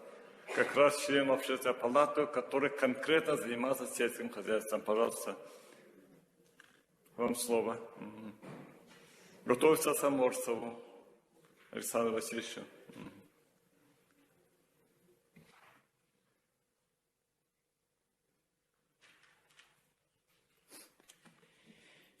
Добрый день, уважаемые участники пленарного заседания, коллеги.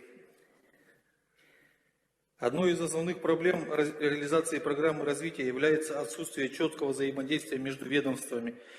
Каждое ведомство выполняет свои функции, а без реализации всех ведомств программы не реализуются достаточно эффективно. В итоге уходит драгоценное время. Сельхозпроизводитель вынужден бегать по инстанциям и ждать, неся потери во времени. Например, созданная межведомственная комиссия для ускорения реализации программ, вместо того, чтобы помогать производителю, сама стала еще одним бюрократическим барьером. В итоге нужен один орган, который бы решил все эти бюрократические вопросы в кратчайшие сроки. Только тогда мы достигнем высоких результатов реализации программы. Например, вот программа «Агростартап» до сих пор деньги не перечислила, хотя комиссия прошла уже в начале года. И сельхозтоваропроизводители ждут до сих пор свои финансовые средства по гранту. Также по кормопроизводству сельхозтоваропроизводители ожидают перечисления финансовых средств до полугода.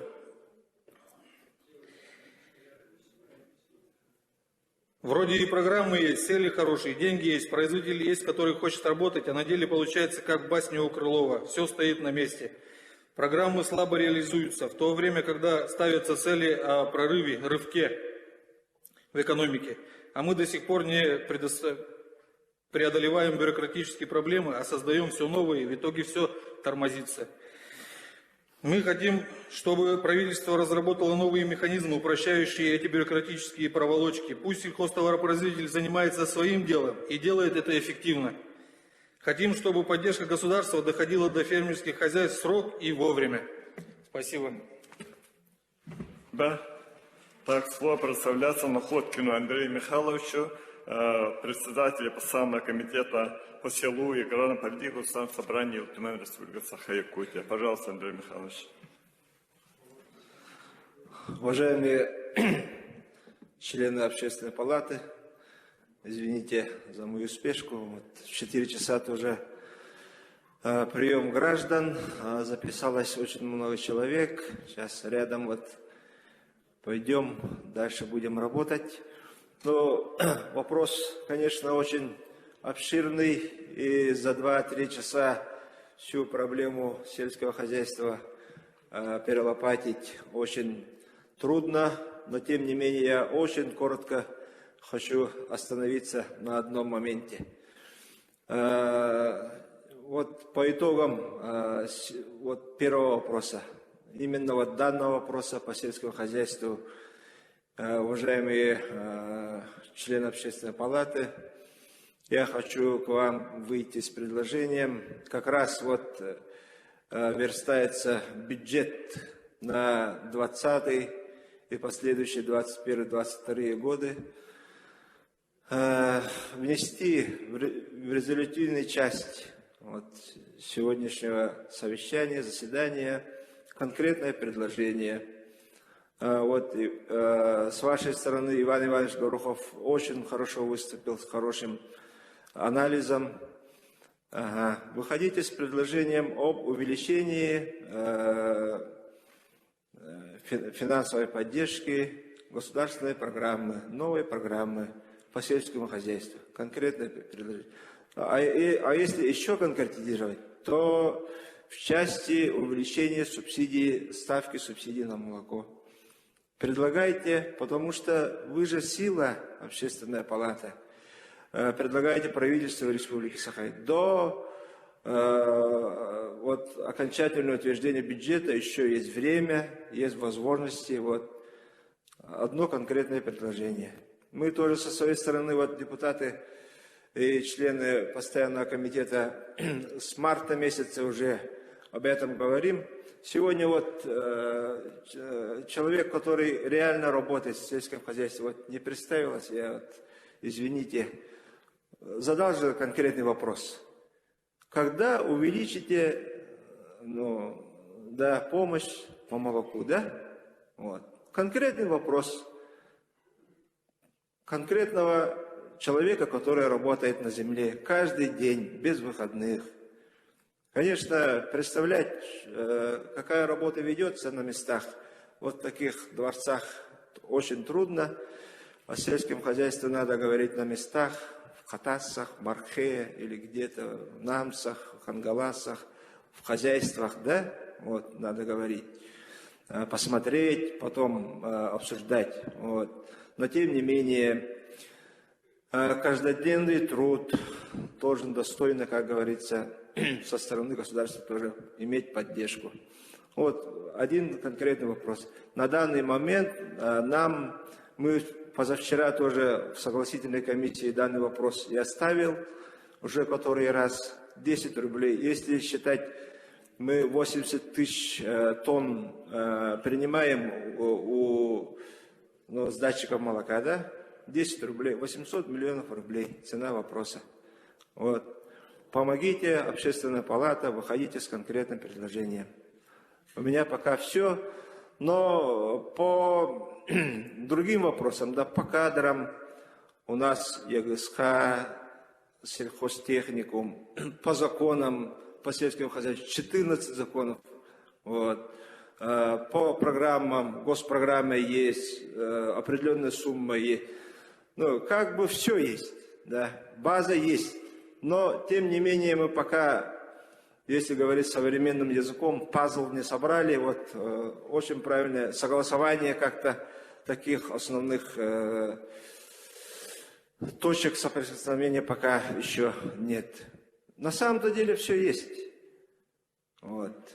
Но как они работают, как мы эти механизмы используем, насколько эффективно они доходят до каждого, кто занимается этим делом.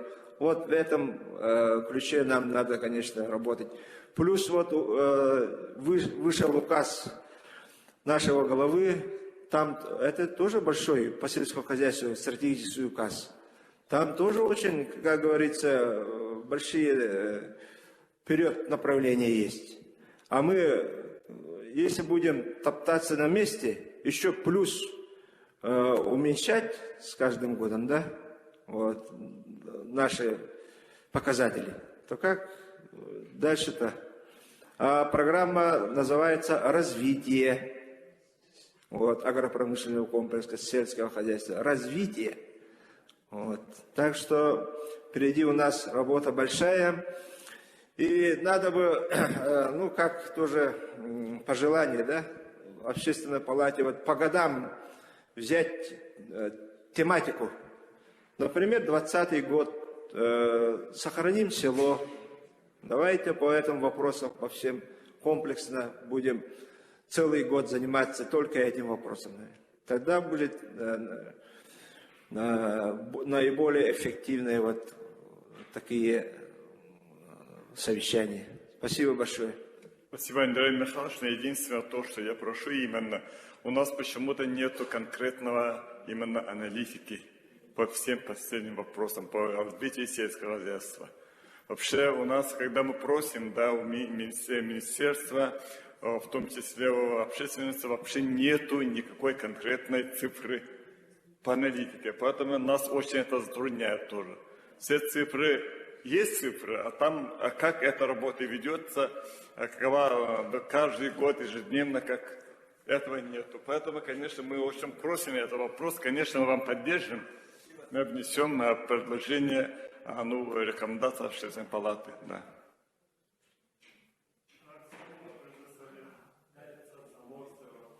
Александру Васильевичу, пожалуйста. Александр Васильевич, 5 минут. Ага. Уважаемые коллеги, Ленский район во все времена славился как сельскохозяйственный район. В далекие 30-е, 50-е годы прошлого века наш район славился большими урожаями зерновых. В колхозах выращивали пшеницу, рожь, ячмень. Сравнительный анализ числа работников в сфере сельского хозяйства с 90-ми годами приводит в уныние. Если в 90-м году в районе в 3 совхозах и 1 колхозе работало более 1500 человек, то сегодня в наших фермерских хозяйствах 100 человек нету. Вот 4 наиболее крупных хозяйства, в одном только 47 человек работает, ООО «Батамайская». В остальных в одном 7, в другом 4, а остальные хозяйства представлены единственным учредителем. Ну о чем можем мы говорить, о каких приростах? И поэтому последние 2 года в районе с приходом нового главы ведется очень большая работа по возрождению именно сельского хозяйства. За счет бюджета, допустим, самая основная больная тема сегодня – это цена 1 литра молока. Субсидия 35 рублей, естественно, малая. И за счет бюджета района у нас увеличено вдвое, 70 рублей. И к этому еще добавили 10 рублей за счет приемщика. И заготовитель доплачивает еще 10, получается в итоге 80 рублей литр молока. И субсидию на содержание одной дойной коровы подняли с 10 тысяч до 20 тысяч за счет бюджета района. И все, и теперь народ зашевелился, хотят держать скот. И вот у фермеров всегда во все времена стояла проблема со сбытом, да? И сейчас у нас сделано так, чтобы люди могли сдавать как можно больше, не отходя от производства. Вот АО «Алроса-Торг» заключила договор с нашим районом, поскольку у них совхоз новый закрывается. И теперь «Алроса-Торг» будет закупать очень большое количество и зелени, картофель, капусту, лук, огурцы, помидоры. Все будет закупать в Ленском районе. И кроме этого молоко и мясо.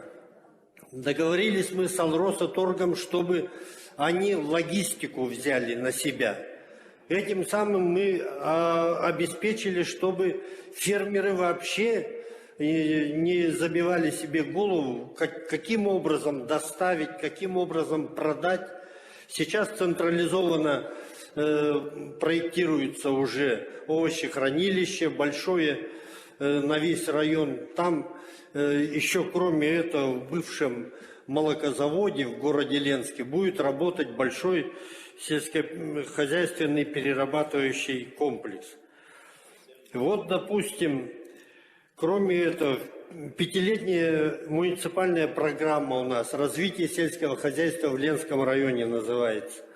В нее заложены средства для строительства коровников в Чамче, в Артанахаре, в том же Батамайском большом хозяйстве нашем.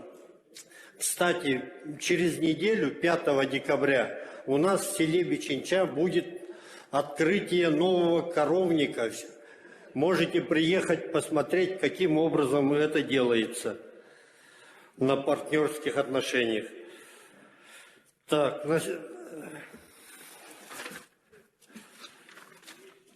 естественно, вот продукция сельского хозяйства, выращенная у нас и никак не сопоставима в ценах, да, с урожаем, выращенным в южных, более теплых климатических зонах России или в Китае.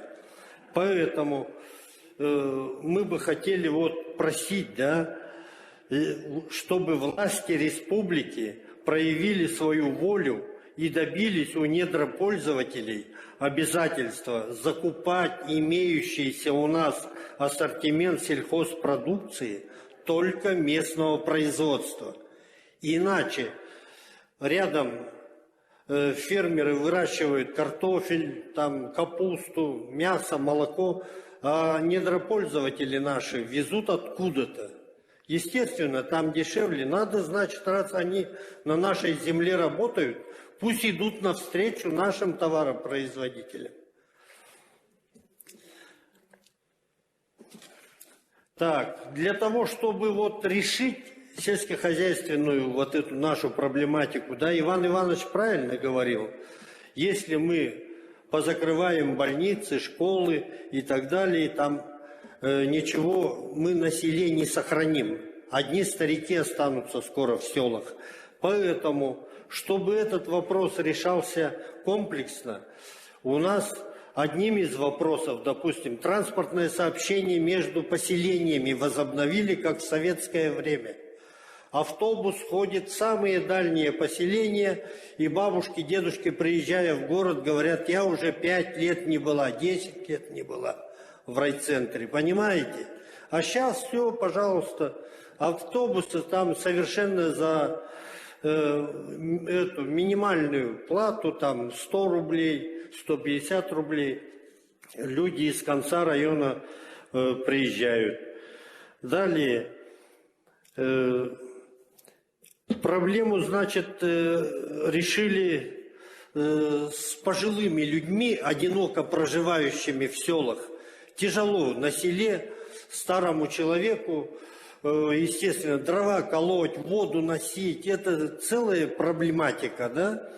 И сейчас у нас уже 2 года работает программа по переселению престарелых, одиноких людей, которые не могут себе обеспечить жилищно-бытовые условия. Да?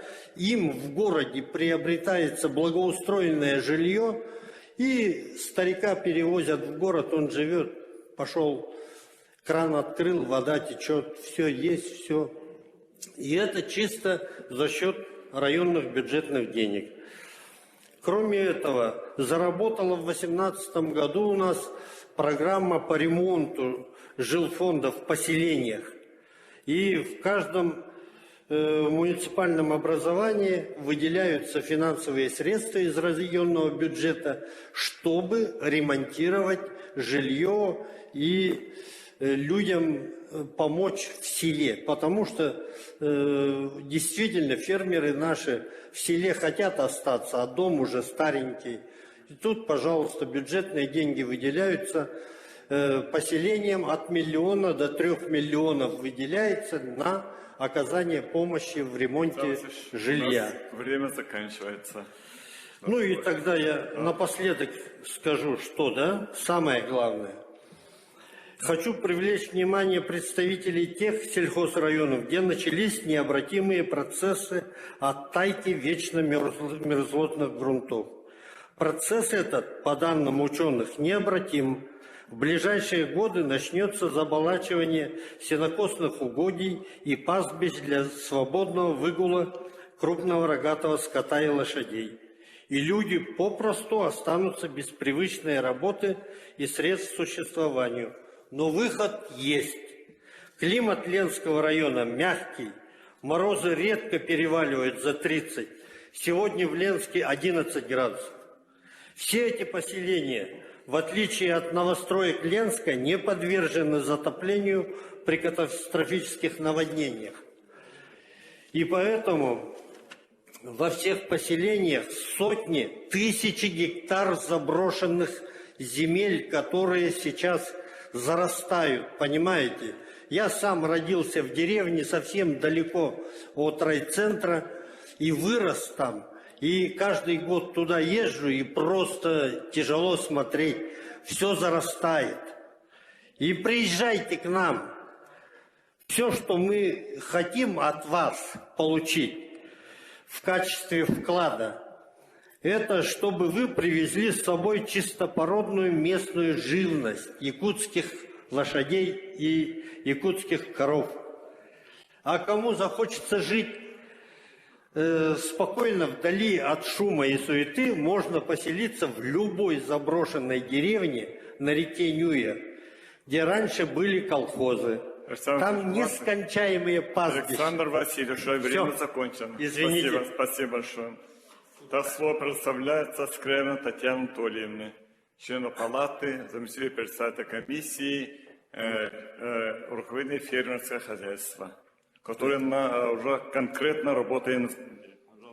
Добрый день, уважаемые коллеги. В моем сегодняшнем выступлении хотелось бы обозначить роль науки в развитии сельского хозяйства. В рамках ярмарки «Золотая осень-2019» прошел первый международный агропромышленный форум в городе Москве, на котором принимали участие председатель правительства Дмитрий Медведев, генеральный директор продовольственной и сельскохозяйственной организации ООН Сюй Дуний, министр сельского хозяйства Дмитрий Патрушев, мировой футуролог, специализирующийся на идее будущего Морган Гай. Были затронуты такие вопросы, как борьба с голодом, сохранение экологии в мировом масштабе, развитие производства зеленой продукции в России, подчеркнуты конкурентные преимущества сельхозпродукции. Также был доклад о том, как будет выглядеть и до будущего через 20 лет, как изменится отношение наше к еде и его потреблению. Дмитрий Патрушев отметил, в России пока только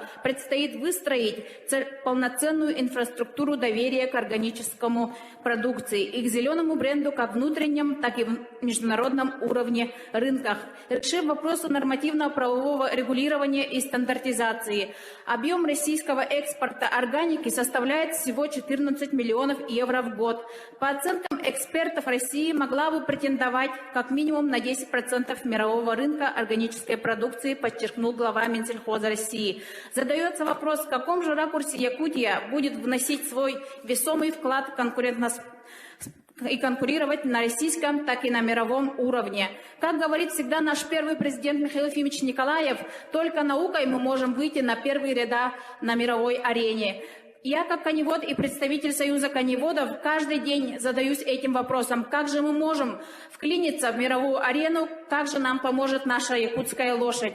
Что внесет в себе наша якутская лошадь, переданная нами, нашими предками сквозь века? Здесь хочу обозначить особые достижения наших ученых в области изучения биохимического состава жира якутской лошади. Высокое содержание полиненасыщенных жировых кислот позволяет рассматривать жировые продукты на основе внутреннего и брюшного жира жеребят как перспективное сырье для производства функциональных, так и специализированных продуктов питания весьма перспективно.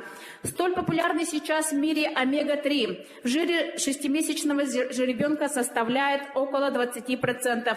Это уникальная цифра, которую делает нашу якутскую жеребятину особым продуктом в мире. Уже полученные патент на изобретение нашими учеными от 20 ноября 2014 года, зарегистрированные в Госреестре под номером 2538-365 концентрат жира якутской лошади как сырье для пищевой добавки. Что такое омега-3? Сигналы нехватки омега-3 в человеческом организме показывают как ухудшение памяти, сердечно-сосудистые заболевания, снижение иммунитета, нездоровый цвет кожи, боль в суставах, низкий уровень энергии, увеличение веса, депрессия и так далее. В настоящее время источником получения препаратов на основе омега-3 и омега-6 являются морепродукты. В современных условиях, когда имеется тенденция загрязнения морских океанов и снижения мировых запасов рыбной продукции, можно рассматривать данную жеребятину как перспективный продукт будущего. При соблюдении правовых и нормативных норм возможно отнесение продукции табунного коневодства к категории органической продукции. Минсельхозом Российской Федерации уже подготовил проект федерального закона о сельскохозяйственной продукции, о продукции сырья и продовольствия с улучшенными экологическими характеристиками. Данный закон вступит уже 1 января 2021 года. Выделены огромные средства. Сейчас, когда человек заболевает, и ему врачи рекомендуют пить побольше омега-3 в питании, да, человек забивает Google, и что там выходит? В первом ряду выходит лосось, рыбы, морепродукты, тогда как наш же ребенок содержит намного больше жировых кислот, которые... Это мы все знаем. Что мы будем делать, если вы так в том совещании были, да? Что они, те люди, которые назвали это высокие люди, что они будут делать, именно мы, россияне, и чтобы это получить. Об этом скажите. Да. У них скажите, а что мы будем делать сегодня, если мы хотим потреблять все это, как это будет, кто этим будет заниматься? Ну да, вот сейчас скажу. А для этого нужна комплексный подход и работа мощной рабочей группы, не только ученых, но и аналитиков, маркетологов, финансистов и я юристов. знаю, это 50 лет знаем. А что мы сегодня делаем из этого? Чтобы получить это? Сегодня есть конкретная смета разработки и внедрения данных продуктов. Смета расходов на внедрение данного продукта. Другие государства это давным-давно делают. У других государств уже нет продается нам. Нам продают уже другие фирмы, иностранные фирмы. Давным-давно этим мы пользуемся. Чем пользуетесь? Омега-3, который выработан из... Нет, омега-3, который выработан из якутской лошади, мы еще не пользуемся. Он только запатентован, и на мировом рынке его нету. Мы должны обозначить и внедриться именно якутской жеребятиной, как уникальным продуктом.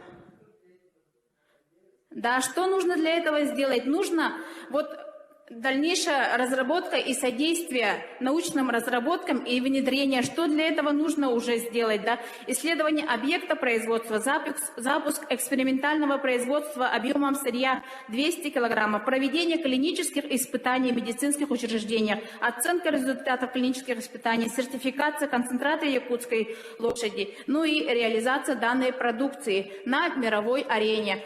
Для данной работы в течение 3 лет примерно требуется около 25 миллионов рублей. Это примерно цена 1 еврохотона. Неужели мы не можем вложить такие деньги, чтобы наше имя и имя нашей лошади услышаны были на мировой арене, и мы даже могли спасти здоровье нации не только нашей, но и мира?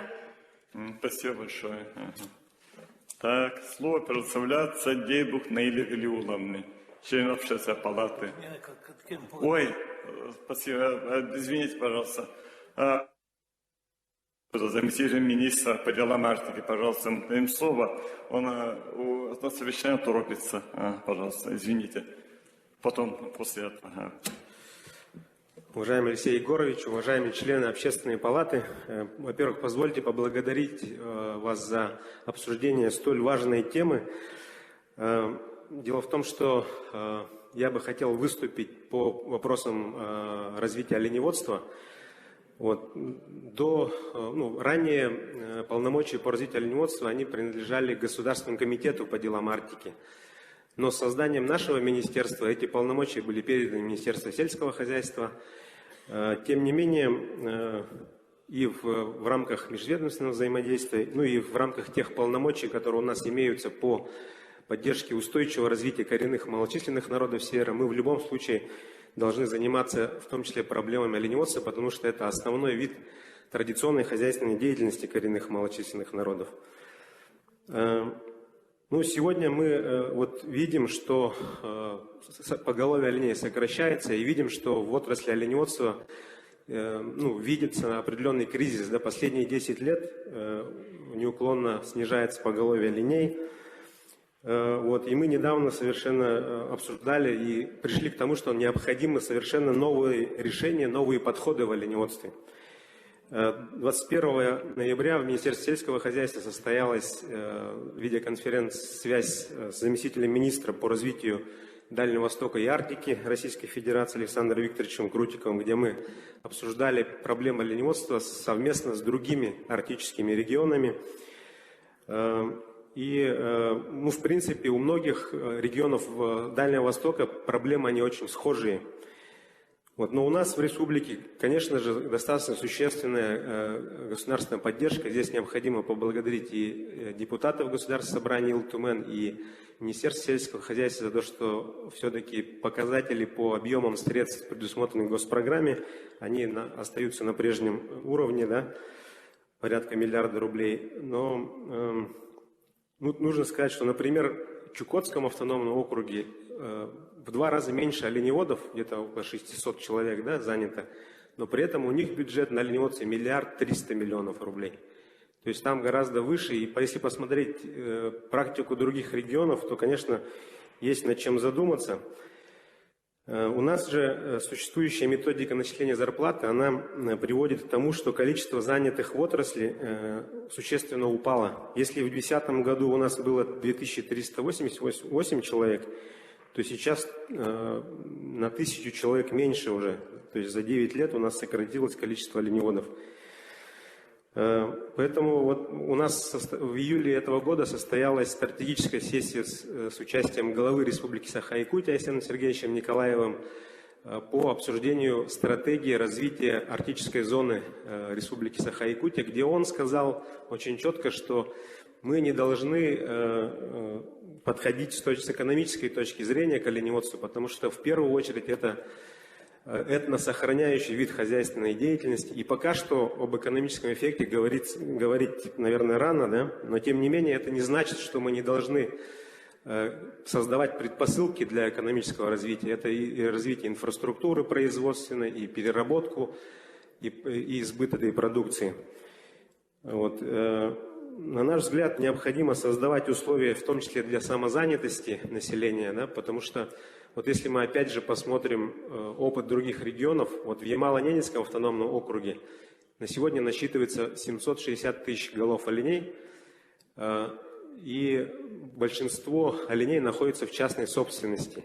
При этом они в год примерно сдают 2500 тонн оленины, и 80% этой продукции она сдается именно общинами коренных малочисленных народов Севера. То есть, на наш взгляд, мы сегодня недооцениваем наши общины, и они совершенно не имеют никакой поддержки. Есть в рамках нашего министерства небольшая поддержка грантовая, да, общин коренных малочисленных народов Севера, но она незначительная и существенно не влияет на производство продукции. Хочу сказать о том, что в нашей стратегии развития арктической зоны Республики Саха-Якутия предусмотрен проект по созданию системы торгово-логистических центров в арктических условиях. Проведена работа с Якутопторгом, с Министерством по развитию Дальнего Востока и Арктики Российской Федерации. И достигнута договоренность о финансировании этого проекта из Фонда по развитию Дальнего Востока в размере 750 миллионов рублей, но это будет в виде бюджетного кредита на 30 лет под госгарантии.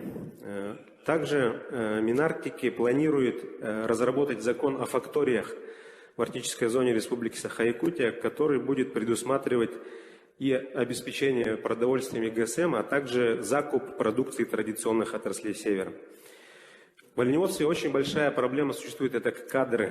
Молодежь не идет в оленеводство. Сейчас практически оленеводство держится на оленеводах старшего поколения. Поэтому Министерство Арктики инициирует проект «Молодой оленевод», который предусматривает господдержку молодых оленеводов. На эти цели в 2020 году мы направили заявку на доп. Потребности в сумме 11 миллионов рублей для того, чтобы в поддержку молодых оленеводов это у нас было. И я еще хочу сказать, что одним из индикаторов нашей госпрограммы по развитию арктической зоны Республики Саха-Якутия и коренных малочисленных народов Севера есть индикатор количества занятых в традиционных отраслях Севера. Поэтому, на наш взгляд, здесь нужна новая государственная политика по поддержке традиционных отраслей Севера. Надо уходить от политики оптимизации к политике устойчивого развития. И опять же хочу привести примеры из других регионов. Нам нужно учиться, да, искать новые подходы, пути для развития оленеводства. Здесь мы тоже, у нас имеется один проект, он связан с перспективами развития Северного морского пути. Вы все знаете, что основное поголовье оленей у нас сосредоточено в арктических прибрежных районах.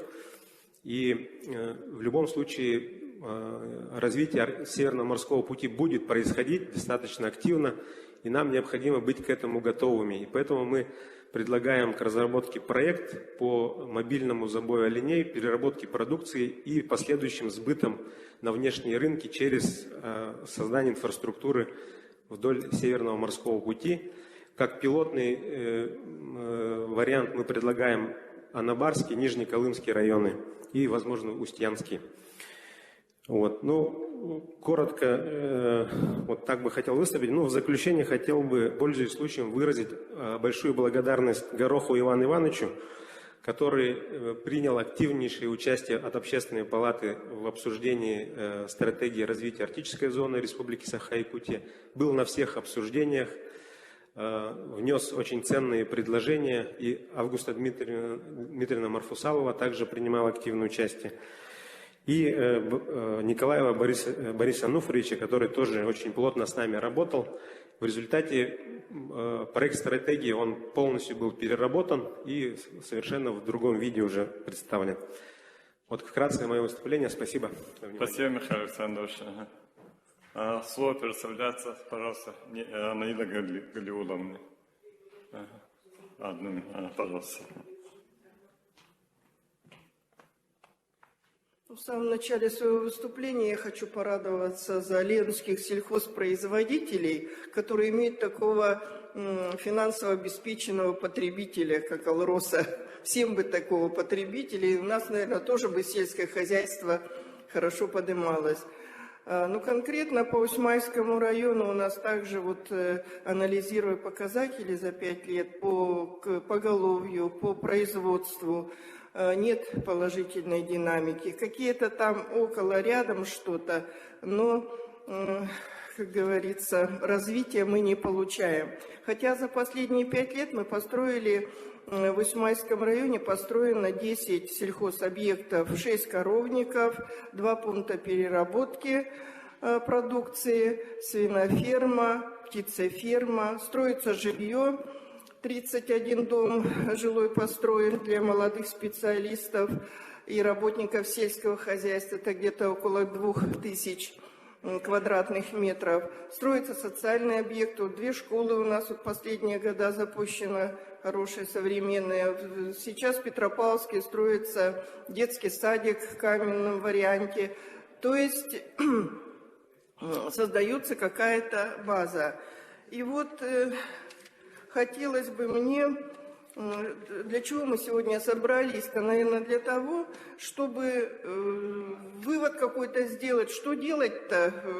Все мы услышали, из года в год мы эти цифры слышим, но мы, как общественная палата, должны какие-то тоже дать предложения. Ну, наверное, 2 направления, которые были уже озвучены, это сохранить то, что есть, и дать развитие путем вовлечения новых участников вот, для работы в программе в сельском хозяйстве. И второе, создать условия жизни и перевести, наверное, сельхозпроизводство на новый технологический уровень. Коровники, значит, это механизировано, чтобы было, современное оборудование было. Это делается, но не очень еще, говорится, это заметно, потому что в маленьких населенных пунктах-то все же это по старинке идет.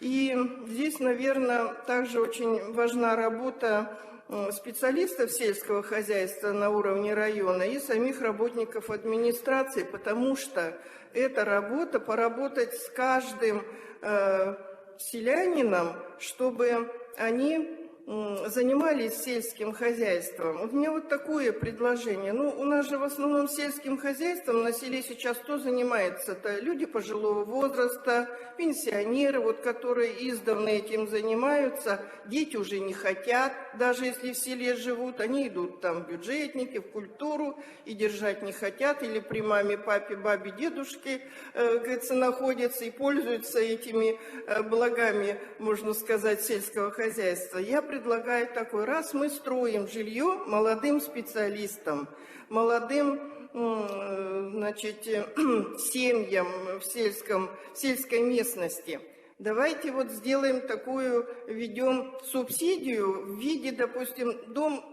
строим, они построили, даем субсидию в виде коровы, в виде поросят. Но оговариваем, мы бесплатно им даем, где-то это у нас деньги заложены, держите 3-5 лет, все. Что мы получаем? Во-первых, мы даем затравку молодым, что это здоровое питание, о чем сегодня говорили. У них дети учатся работать на селе совместно с родителем. И потом ведь уже, может быть, конечно, часть потом откажется содержать через сколько-то лет и вернуть субсидии, но часть-то у нас ведь закрепится. Вот. Раздаем жилье, ну давайте пусть они учатся и заниматься вот как раз вот животноводством, растениеводством. И конкретно по Петропавловску я хотела, вот по распределению грантов. 3 года Петропавловское, значит, поселение подавало грант на мелиорацию. У нас там очень столько земель, мелиорация нужна, сельхозземли. Раньше Усмайский район поставлял картофель, поставлял сено. Сейчас мы все закупаем в Амгинском районе. Мало того, картошку нам везут еще из Китая в магазины. Вы понимаете? То есть мелиорация нужна раз. овощехранилища нужны. Это как раз, вот я посмотрела, хорошо и прописано в указе главы вот, номер 232.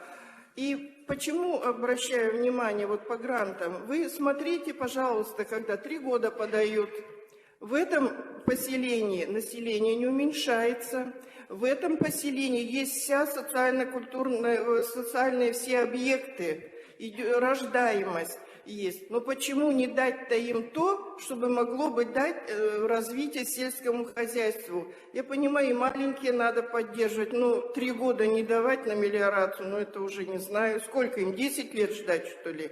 Поэтому вот такое. Все, 5, я, мне кажется, 2 минуты говорила. Спасибо. Спасибо. Так, слово предоставляется Федоровой Екатерине Сафроновне, аудитор Счетной палаты Республики Саха-Якутия. Как раз мы очень много сегодня обговорили на анализе эффективности. Да, как раз по этой проблеме, пожалуйста.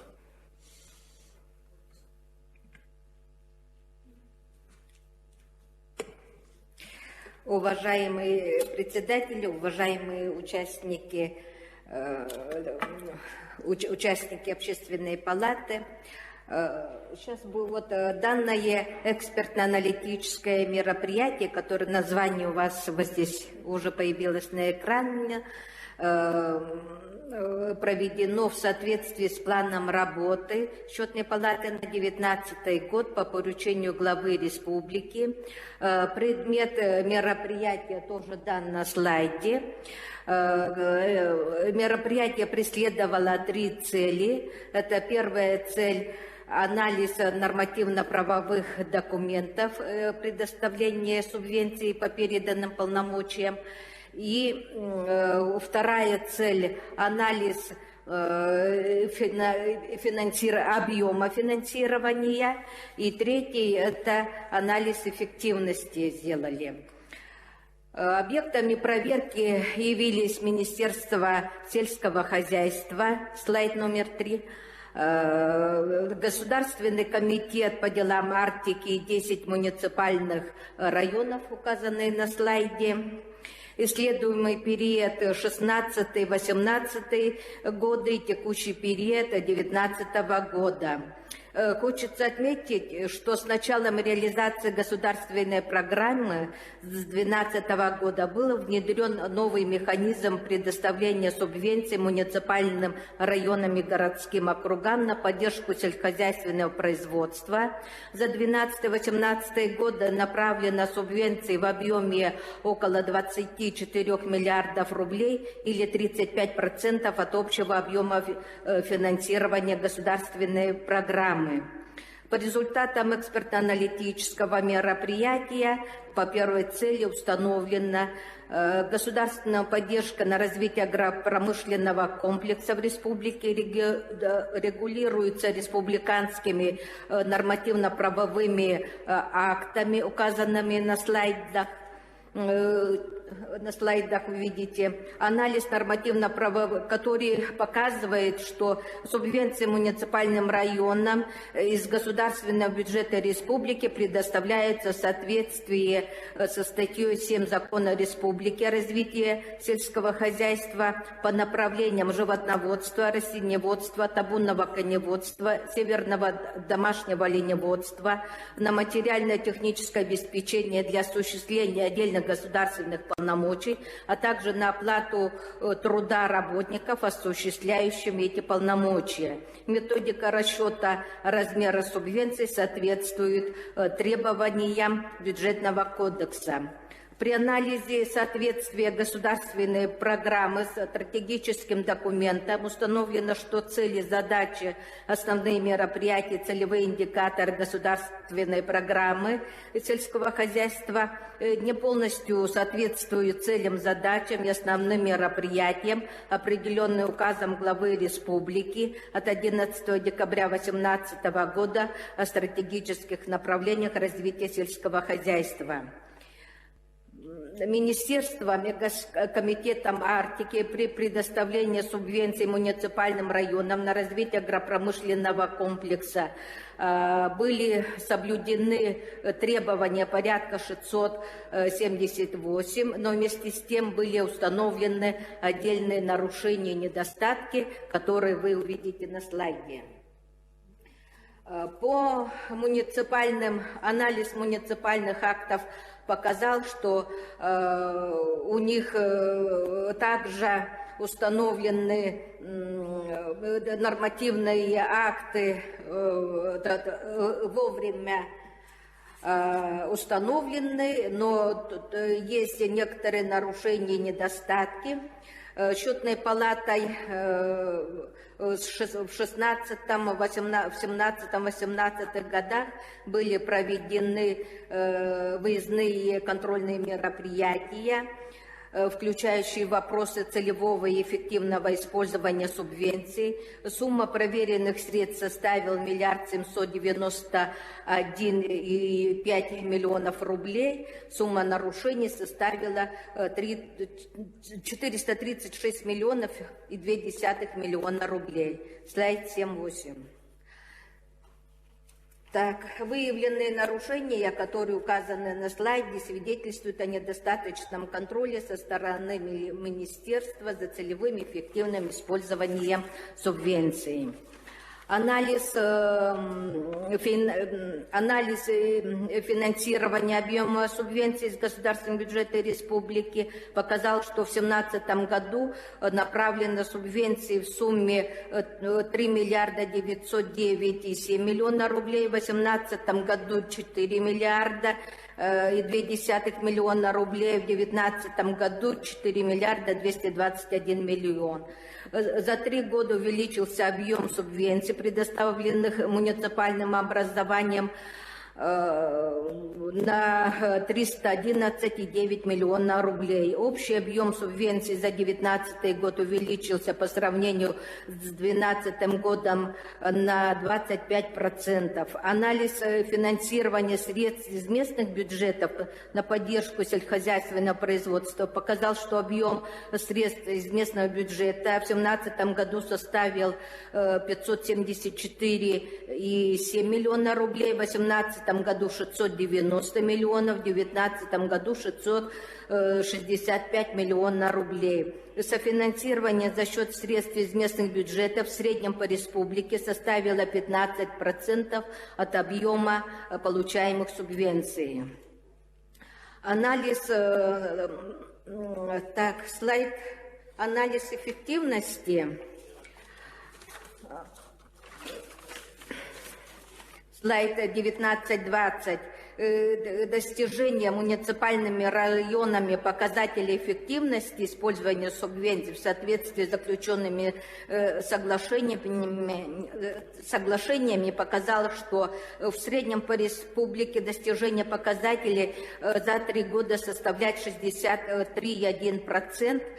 Более 80% показателей достигли 3 муниципальных образования: это Мегинский, Тампонский и поселок Житай. От 70 до 79% 12 муниципальных образований, от 60 до 69 5 муниципальных образований, от 50 до 59 9 муниципальных образований.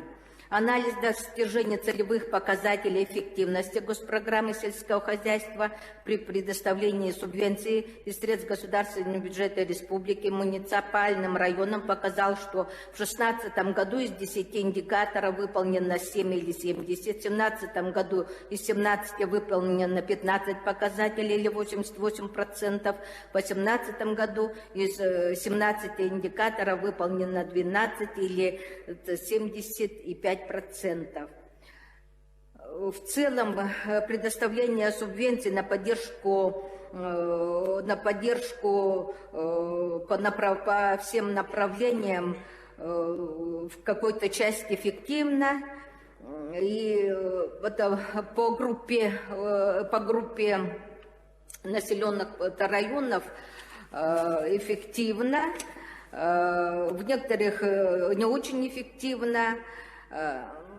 В целом, по всей программе наиболее ярко выражена эффективность по развитию овощеводства и картофелеводства. У меня все. Спасибо за внимание.